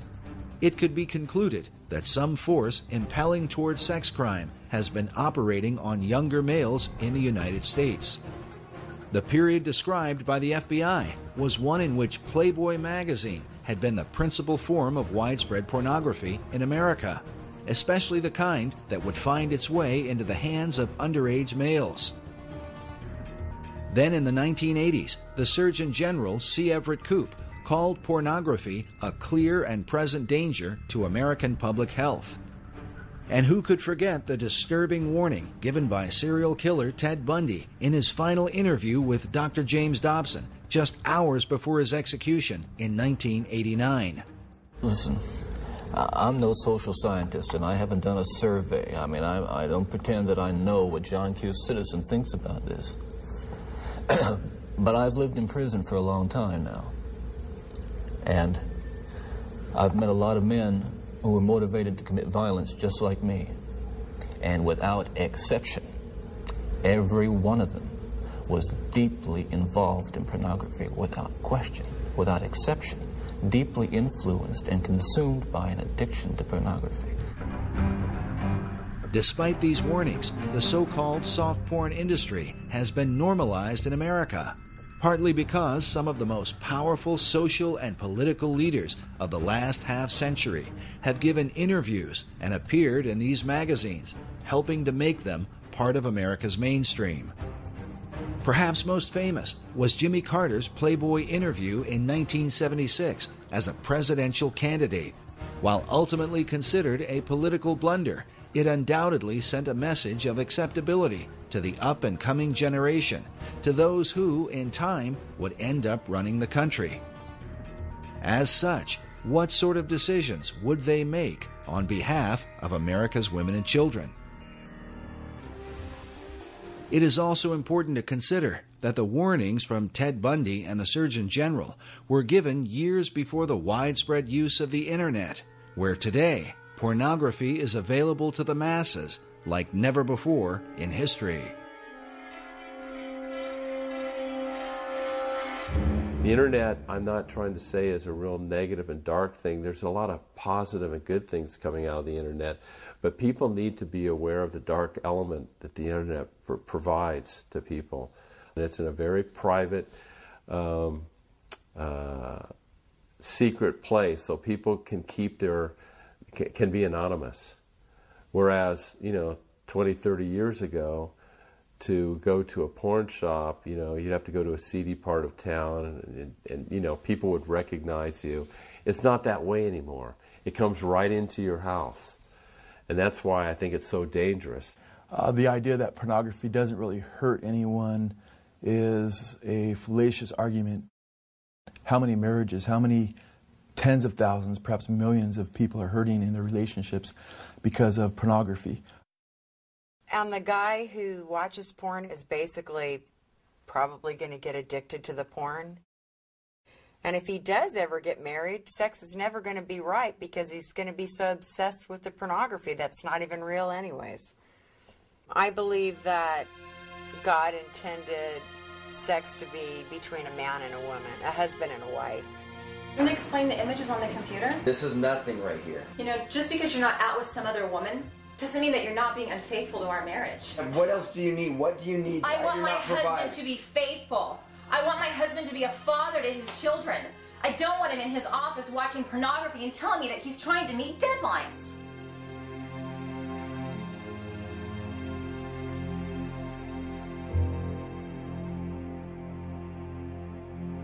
It's said that the greatest myth about pornography is that nobody gets hurt. Some even argue that porn is a healthy outlet for men and women alike. But has this really proven to be the case? Or does an addiction to porn create a kind of shadow person, someone who ends up leading a double life? One that the rest of those in his world can only wonder about. And when his dark secrets are finally brought into the light, what will be revealed?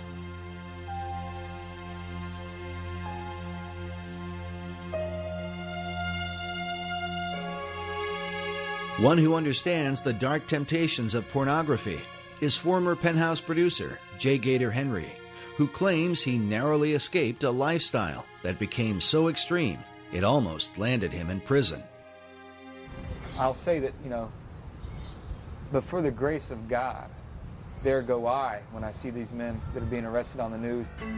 As a former producer for Penthouse magazine, Gator rubbed elbows with some of the big celebrities in Hollywood, including Ozzy Osbourne and Pamela Anderson.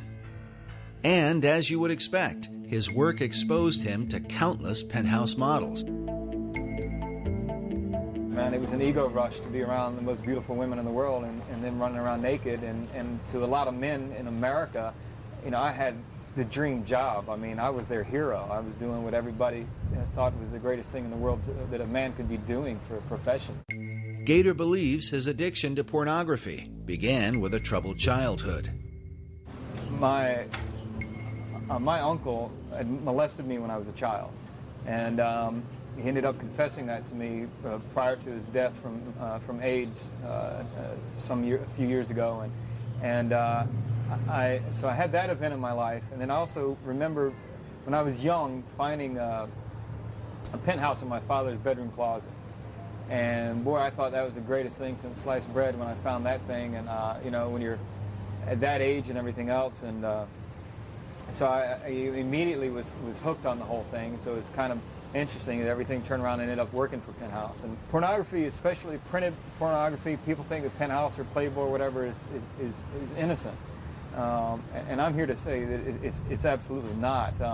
Having also a drug past myself, marijuana is a stepping stone in the drug world, Penthouse magazine or Playboy magazine is a stepping stone in the porn world. You start there, it's not going to end there. Gator claims that the steps on his journey through pornography led him into deeper and darker levels of perversion. Eventually, he found himself on the brink of criminal behavior. It got so bad where I would get on the internet. Again, I was just consumed. The ages of the girls I was looking at, in order for me to get the rush and to get that tingle, that buzz that I wanted to get from the sexual side of it, what happens is you start looking at younger and younger images, younger and younger pictures of girls. And what happened for me one day was, the thought just slammed to me that I probably have done things and probably had images on my computer at that time that could have put me in prison.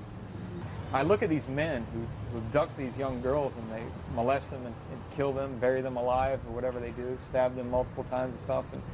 And I know that those men, like me, they didn't wake up, they didn't start off, they didn't grow up as little boys saying, oh, my ambition in life is grow up to be a child molester and killer.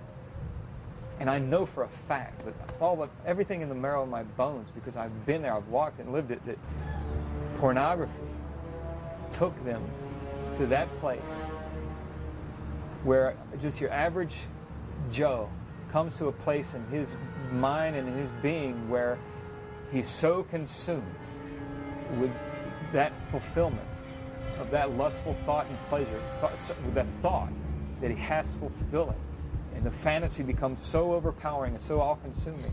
And those are the guys that go out and take these girls.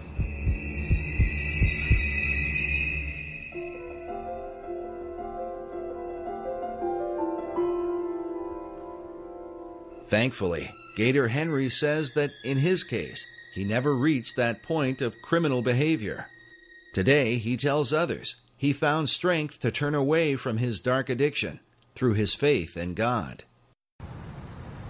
I remember it now, and I saw myself. How wretched I really was before him, and how I had sinned against him, and he'd been so merciful to me. Dr. Judith Reisman has commented that in her more than 30 years of research, she has seen few, if any, escape their porn addiction except through anti-porn activism or faith-based programs. In Gator Henry's case, he says it was his Christian faith and the teachings he found in the Bible that kept him from becoming a sex offender. And what delivered me, what took me out of that, was plain and simple. Nothing but the power of Jesus Christ and the power of His Spirit through the fear of God. That fear might be summed up in the Gospel of Luke. When speaking about children, Jesus said, "It were better for a man that a millstone were hanged about his neck, and he cast into the sea, than that he should offend one of these little ones."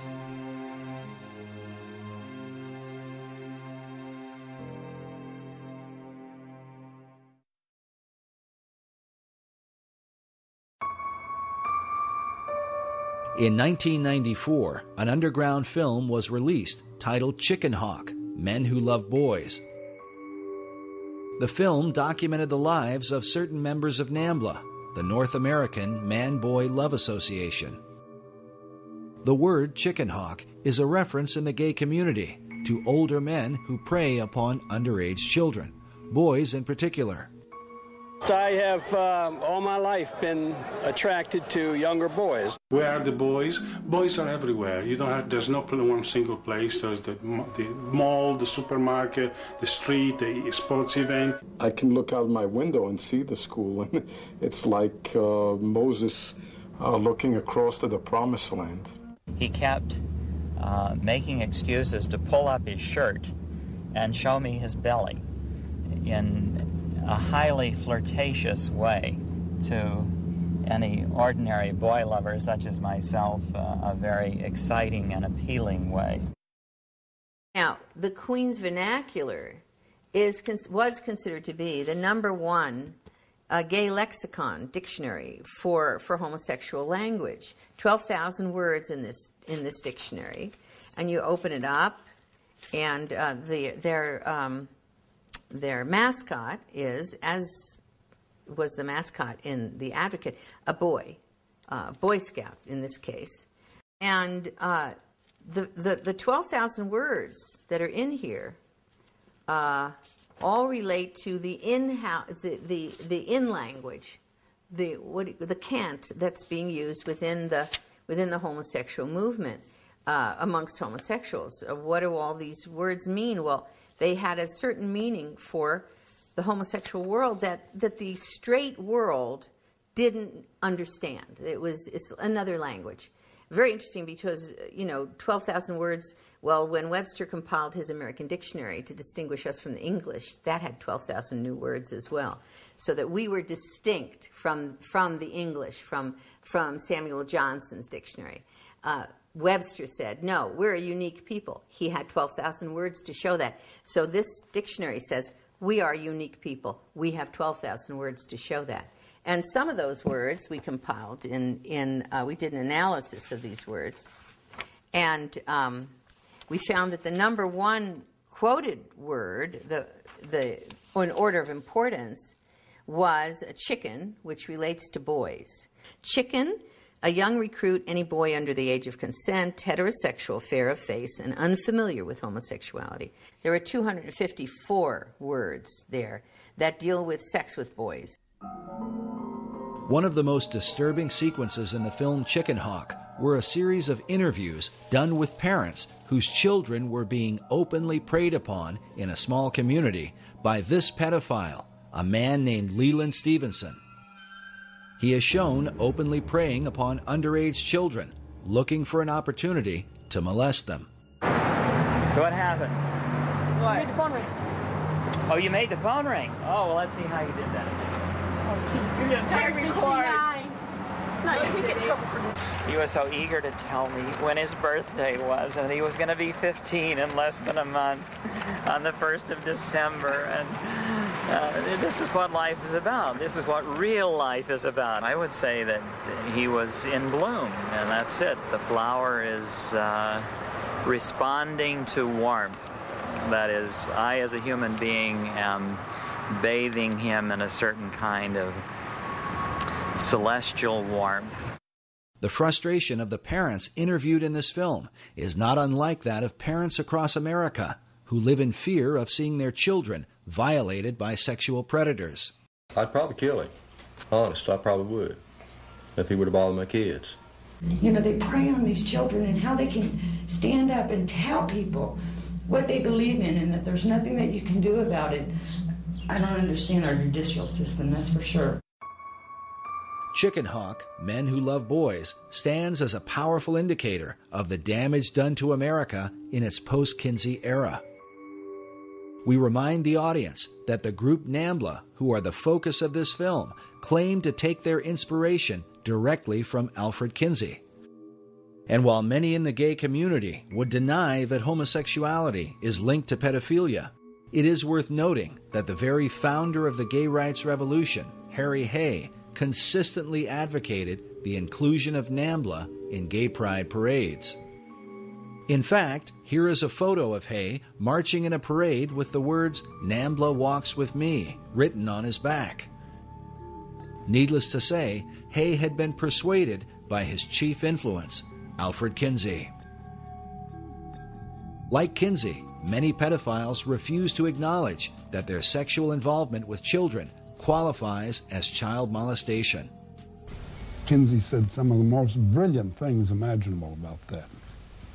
Pedophilia is an almost non-existent kind of crime, and the thing that he hated most about it is that people use words like child molestation. What is that? Nobody knows. Abuse of children? Are they talking about bollocks them against the ear or hitting them with a stovepipe? Are they talking about tickling them a little? Are you talking about fondling? You're going to put fondling and death attacks in the same group? As Kinsey said, by this kind of paranoia, you do the child more damage for life than all the pedophiles in the world would do. Is it true that a vast majority of homosexual men admit to having engaged in pedophilia at some point? Oh, yeah, surely. There's a vast majority of homosexual males are on record within the homosexual literature itself. Even the Advocate admitted to at minimum 21%, and we had up to 70-some% by other homosexual publications and researchers, and one of them, one of the research publications came out of the Kinsey Institute. When we have this high rate of AIDS amongst young men who've been infected as boys, which means that they were basically being sexually assaulted, this is what I consider mass murder when you're talking about thousands of boys who have been molested by men who end up with AIDS. And we have a statement by one of the, in the Advocate, by one of the leaders in the homosexual movement who says, these boys are being used as sex toys, he says, I know that, by many homosexual males. He says they don't seem to think it matters. It doesn't matter to them because they're perceiving of these boys as sexual toys, and they're assuming that the boys, quote, like it. Well, it's back the same old business of she says no, no, no, but she really means yes, yes, yes, but it's applied to young boys.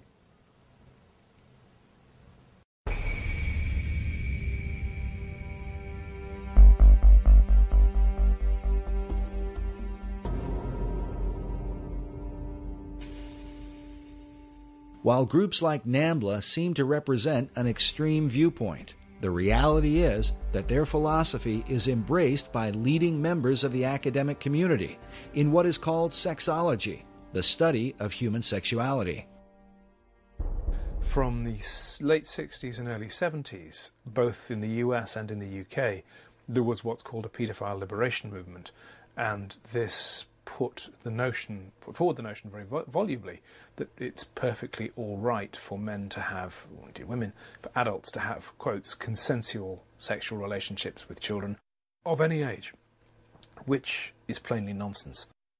But the pedophile liberation movement is still at work in America's academic institutions and includes men who design the thinking behind what is taught in America's sex education programs. You roll it down the penis, and that protects the man when his penis is inside the woman's vagina. There was never any science in all this. It's got nothing to do with science. It's always been political. It's always been people's own sexual perversions that have driven them. And now that drives those sexual perversions into the schoolroom in the form of sex education curricula. Some of the leading pedophile supporters include the late Dr. John Money of Johns Hopkins University, Dr. John DiCecco, Professor Gilbert Hurt, and Dr. Hubert Kennedy, all out of San Francisco University. Perhaps the most influential was the late Dr. Vern Bulla from the Center for Sex Research at California State University, Northridge. Each of these men have either been editors for or have appeared in the Netherlands publication Paidica, the Journal of Pedophilia, a pseudo-academic journal specifically dedicated to normalizing and ultimately legalizing child molestation in society. Also appearing in Paidica was Dr. Ralph Underwager, who was often called as an expert witness in court cases involving child abuse. In his 1991 interview with Paidica, Underwager stated that pedophiles can boldly and courageously affirm what they choose. They can say that what they want is to find the best way to love, an acceptable expression of God's will for love and unity. It may take people being arrested. Revolutionaries have always risked arrest.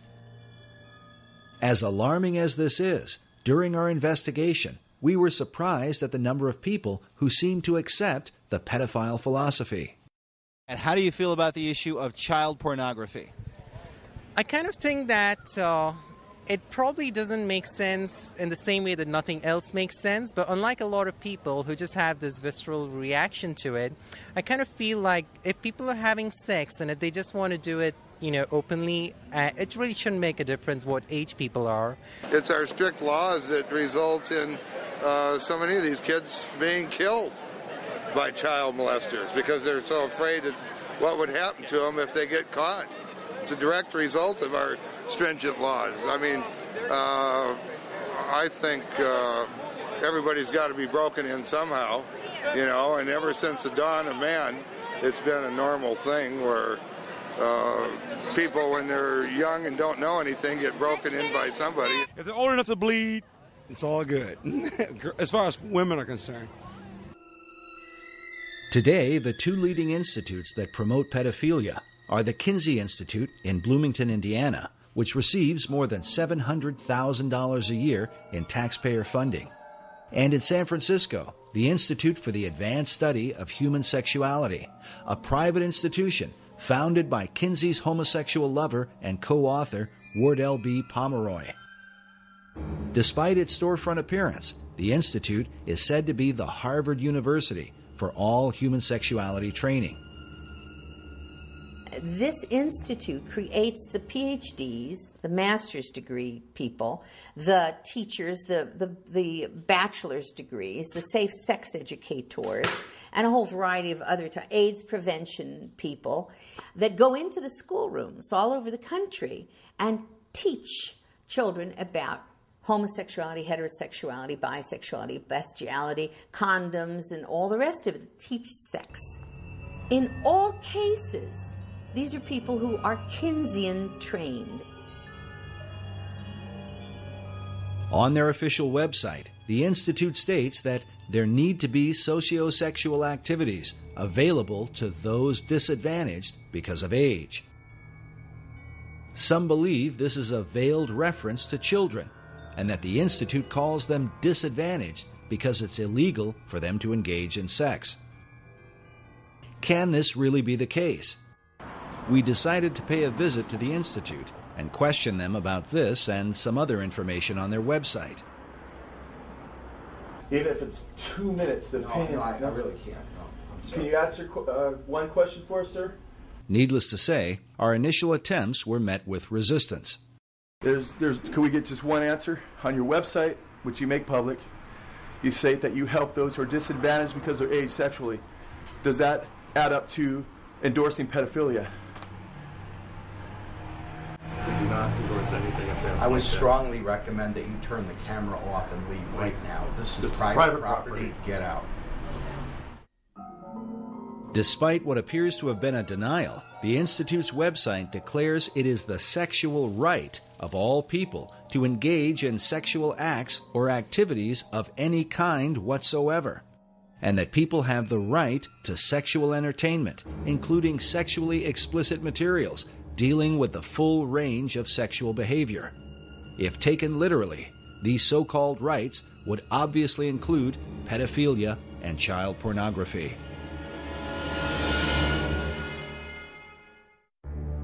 Beyond all this, the Institute's founding director, Wardell Pomeroy, wrote the book Boys and Sex, in which he promoted the idea of boys having sex with animals, such as a dog, a horse, or a bull. Pomeroy also stated that incest between adults and younger children can prove to be a satisfying and enriching experience. But the influence of Pomeroy's Sex Institute goes even beyond the academic community and into America's churches. The line from Kinseya to the current destruction of the Catholic Church is very direct. In the past 4 years, more than 180 people have come forward claiming they were sexually abused by priests in this area over the past 60 years. Consider this raw data. A survey commissioned by the U.S. Catholic Church found more than 10,000 allegations of sexual abuse involving more than 4,300 priests and deacons.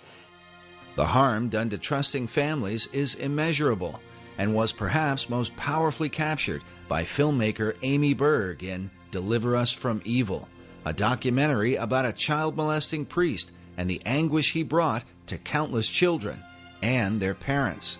I feel betrayed by the church. The church has betrayed me and my family, and they destroyed it. When the Vatican II comes through and the whole notion of liberalizing the church emerges, this group of sexologists or psychologists who are trained by them go into the clergy, goes into the Catholic Church to help decide who makes a good priest. They throw out all the Orthodox applicants, and people who kind of are unsure or who are very sure, who are rather homosexual or something, they get put through.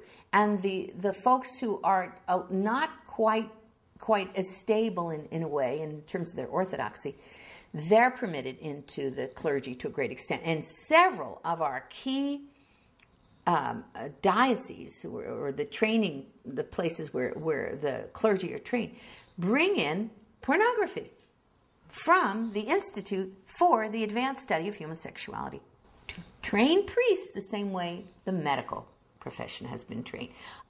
Desensitizing the priests on issues of homosexuality and promiscuity and bisexuality and everything else, using that pornography to desensitize them and condition them, and in many cases, to seduce them. But the fallout has extended into mainstream Protestant churches as well, with one scandal after another, involving some of America's top evangelical leaders. I have sinned against you, my Lord. It just is a tragedy of the first order. You know, I could give you a theological reason, Nancy, I think the enemy of our souls, Satan, assaults the church and assaults the truth. As with Roman Catholicism, Protestant sex scandals all over the country often involve pedophile pastors and church leaders preying upon young children. While the hypocrisy involved is undeniable, can it be that this is the unavoidable conclusion of Kinseya's sexual revolution? A society so overwhelmed with temptation that even the most would-be pious members find it all but impossible to resist. And what will this mean for churches in America? There's a whole issue of denial. We have turned our back on understanding that this is a significant, profound problem in the church. And I think that there needs to be an awareness and education, and I think that pastors need to address it from the pulpit. Jeff Reinke is the marriage and family pastor of North Coast Calvary Chapel in Carlsbad, California.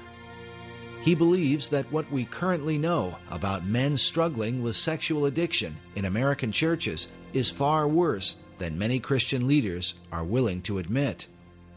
I am grieved at the lack of moral outrage that there is lacking today in our culture, and particularly in the church in the whole area of sexual perversion.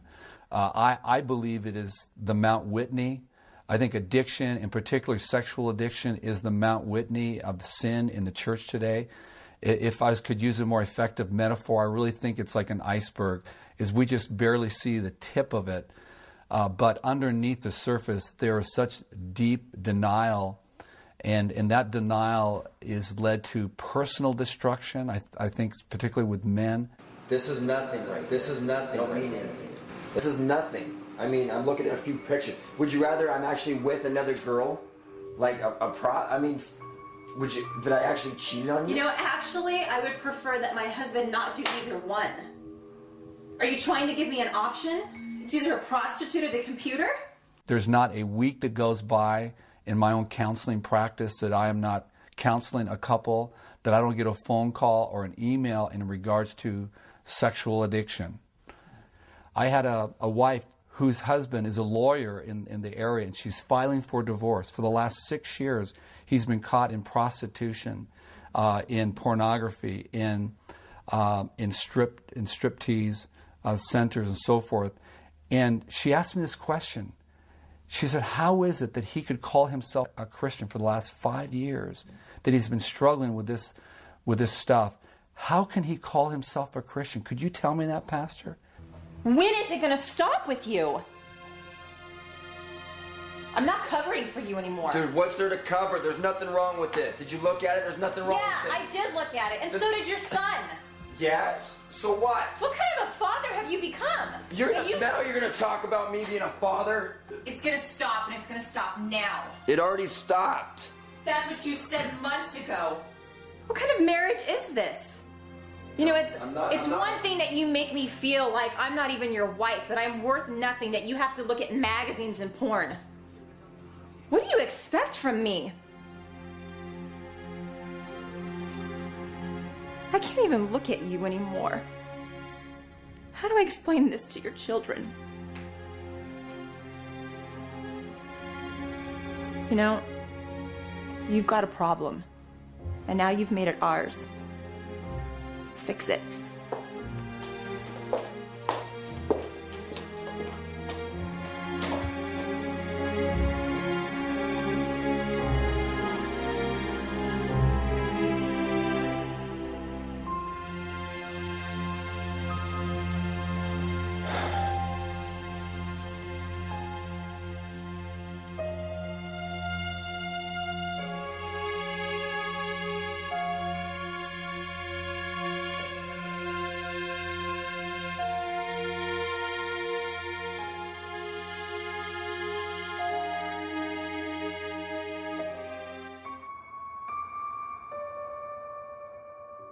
With so much devastation affecting America at many levels, the question is, why hasn't something been done about Kinseya's dark legacy? The answers are complicated. Many brush off the continued influence of Kinseya and his disciples because they are told that things have gotten better because of them. It is often reported that sex crimes are diminishing in America, and that rape has supposedly declined by 85% since 1970. Law professor Anthony D'Amato published an essay in 2006 titled "Porn Up, Rape Down," crediting the porn industry for this so-called reduction of rape. But leading members of law enforcement strongly disagree. Denver Police Lieutenant James D. Ponzi is a Regis University professor whose research on crime statistics has been presented at Harvard University and published in police journals across the country. Ponzi was quoted in Police Beat in May of 2005. He said, "In 1998, Shannon Schreiber was raped and murdered. The lawsuit her parents filed revealed the practice of downgrading sexual crimes. Departments cooked the books to lower crime rates." Lieutenant Ponzi got emails from different departments all over the country regarding statistics being altered in their cities. Ponzi said these lower rape statistics don't reflect what is truly happening in sex-related crimes. The reason for the deception is political pressure to lower crime rates, as partly exposed by U.S. News and World Report. In April of 2000, they wrote, "Facing political heat to cut crime in the city, investigators in the New York Sex Crime Unit sat on thousands of reports of rapes and other sexual assaults." Police Captain Rich Costello stated that the way crime was solved was with an eraser. In that same year, it was also reported that the FBI conducted a limited investigation and discovered that PPD had failed to report between 13,000 and 37,000 major crimes. Lieutenant Colonel Dave Grossman is a West Point psychology professor and Pulitzer Prize nominee. He is a renowned expert in human aggression and co-author of the book Stop Teaching Our Kids to Kill. On crime statistics, he says, the downturn in violent crime in the U.S. in the 1990s is very deceptive. Violent crime is still about 5 times greater today per capita than it was in 1957. Grossman says the biggest factor for the lower crime rates is that we are lying about the data. One of the tactics used is to manipulate statistics in a way that gives a false impression to the public. For example, at the beginning of this film, we told you that some 58,200 children are abducted each year by non-family members. This report from the Department of Justice goes on to say that only 115 of these are stereotypical kidnappings. But they define stereotypical kidnapping to include children who are held for ransom or transported a distance of 50 or more miles. The report goes on to say that of the 58,200 children abducted, about half of the victims were sexually assaulted. While most people will be left thinking only about 115 kids, the reality is that at least 29,000 children are kidnapped and raped in America each year. The report also says that this is an underestimate. Researchers like Lieutenant James Ponzi, who we spoke with during our investigation, believe that the real number is much higher than anyone is able to document. As parents and guardians, we should consider again carefully the words of former prosecutor Ann Bremner. And we also see in a lot of these kidnapping and death cases recently by sex offenders that your child can be lost in just an instant. So I think you have to be vigilant at all times. Be vigilant at all times.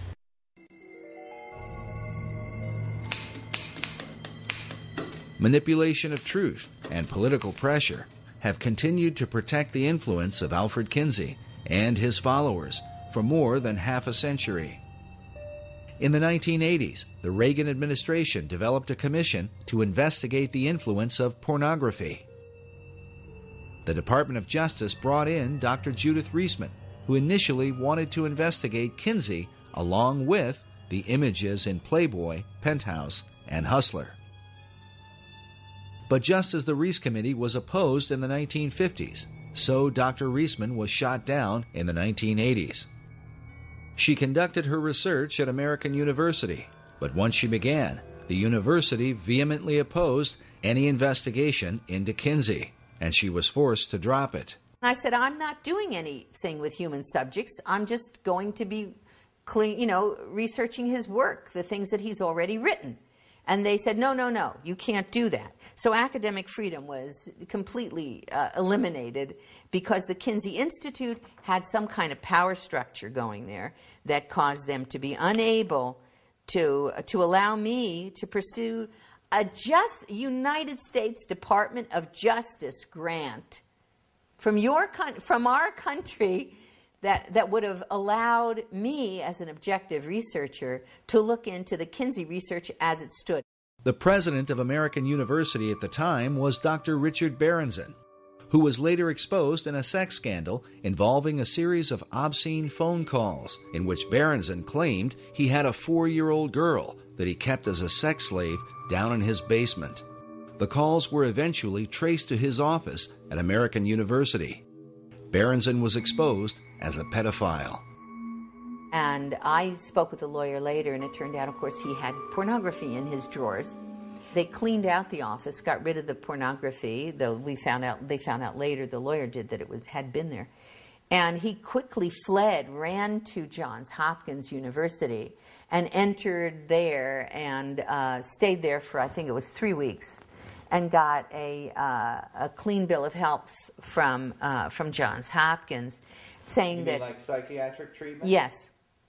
Yes, suddenly he was okay. But political opposition came not only from American University, but also in Washington, D.C., over the analysis of Playboy, Penthouse, and Hustler. As a result, Dr. Reisman was forced to publish her report independently. The FBI and 7-Eleven took notice, as we mentioned earlier, and that's when the soft porn giants fought back.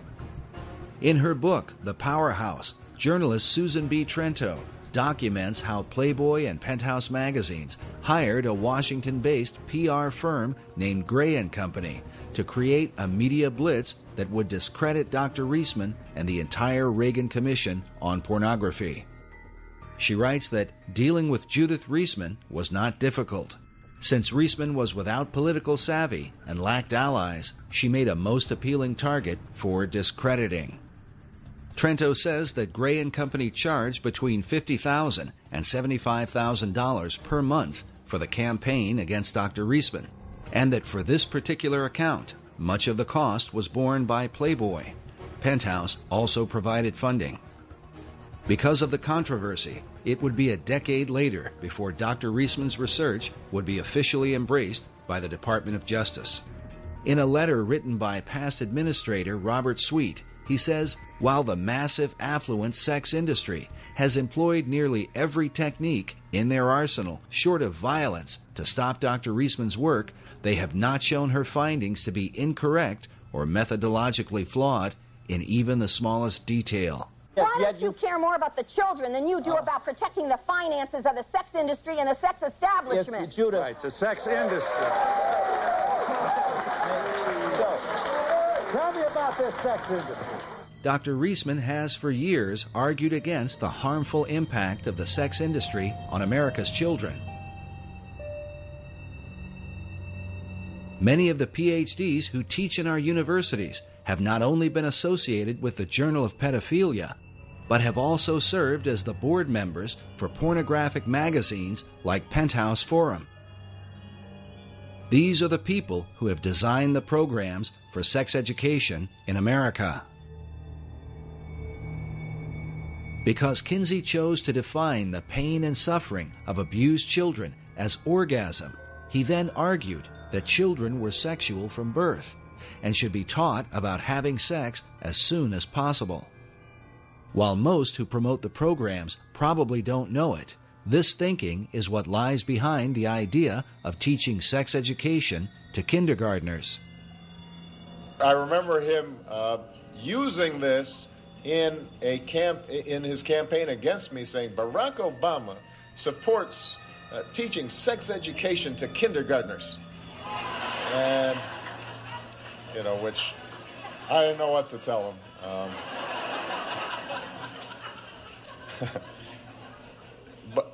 But it's the right thing to do. to provide age-appropriate sex education, science-based sex education, science-based sex education in the schools. Remember that this science-based sex education begins with the so-called scientific data gathered by Kinsey's pedophiles and recorded by him in his sex reports, something that Kinsey's followers continue to insist is relevant in teaching our children today. These specific findings about these children are totally irrelevant to modern sex education. Consider again this image of a teacher showing what appears to be 6- and 7-year-old girls how to use a condom. Who will this 7-year-old be using a condom with? When you consider that the PhDs who have designed these programs openly support the pedophile philosophy, we can only wonder, is sex education really intended to protect America's children, or to condition them for seduction at the hands of a child molester? Why are America's children disappearing? For those who study the influence of Alfred Kinsey, the answer becomes more than clear.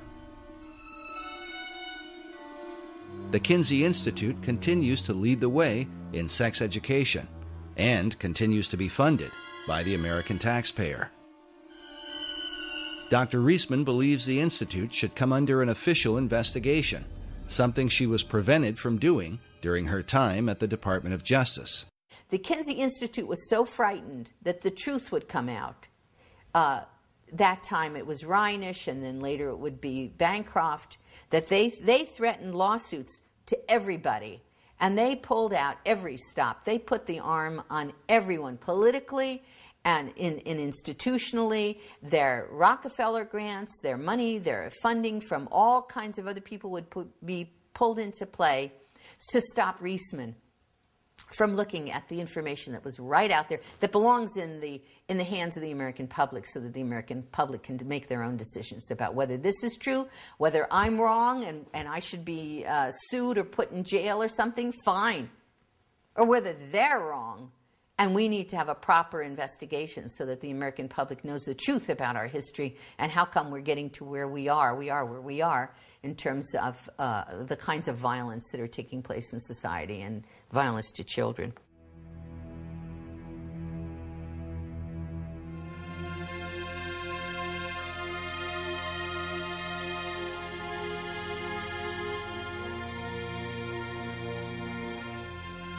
We are told that our founding fathers went to war so that America might be free. But how they would respond, we can only wonder, if they could see our country today and witness how we now define that original liberty for which brave men fought and died.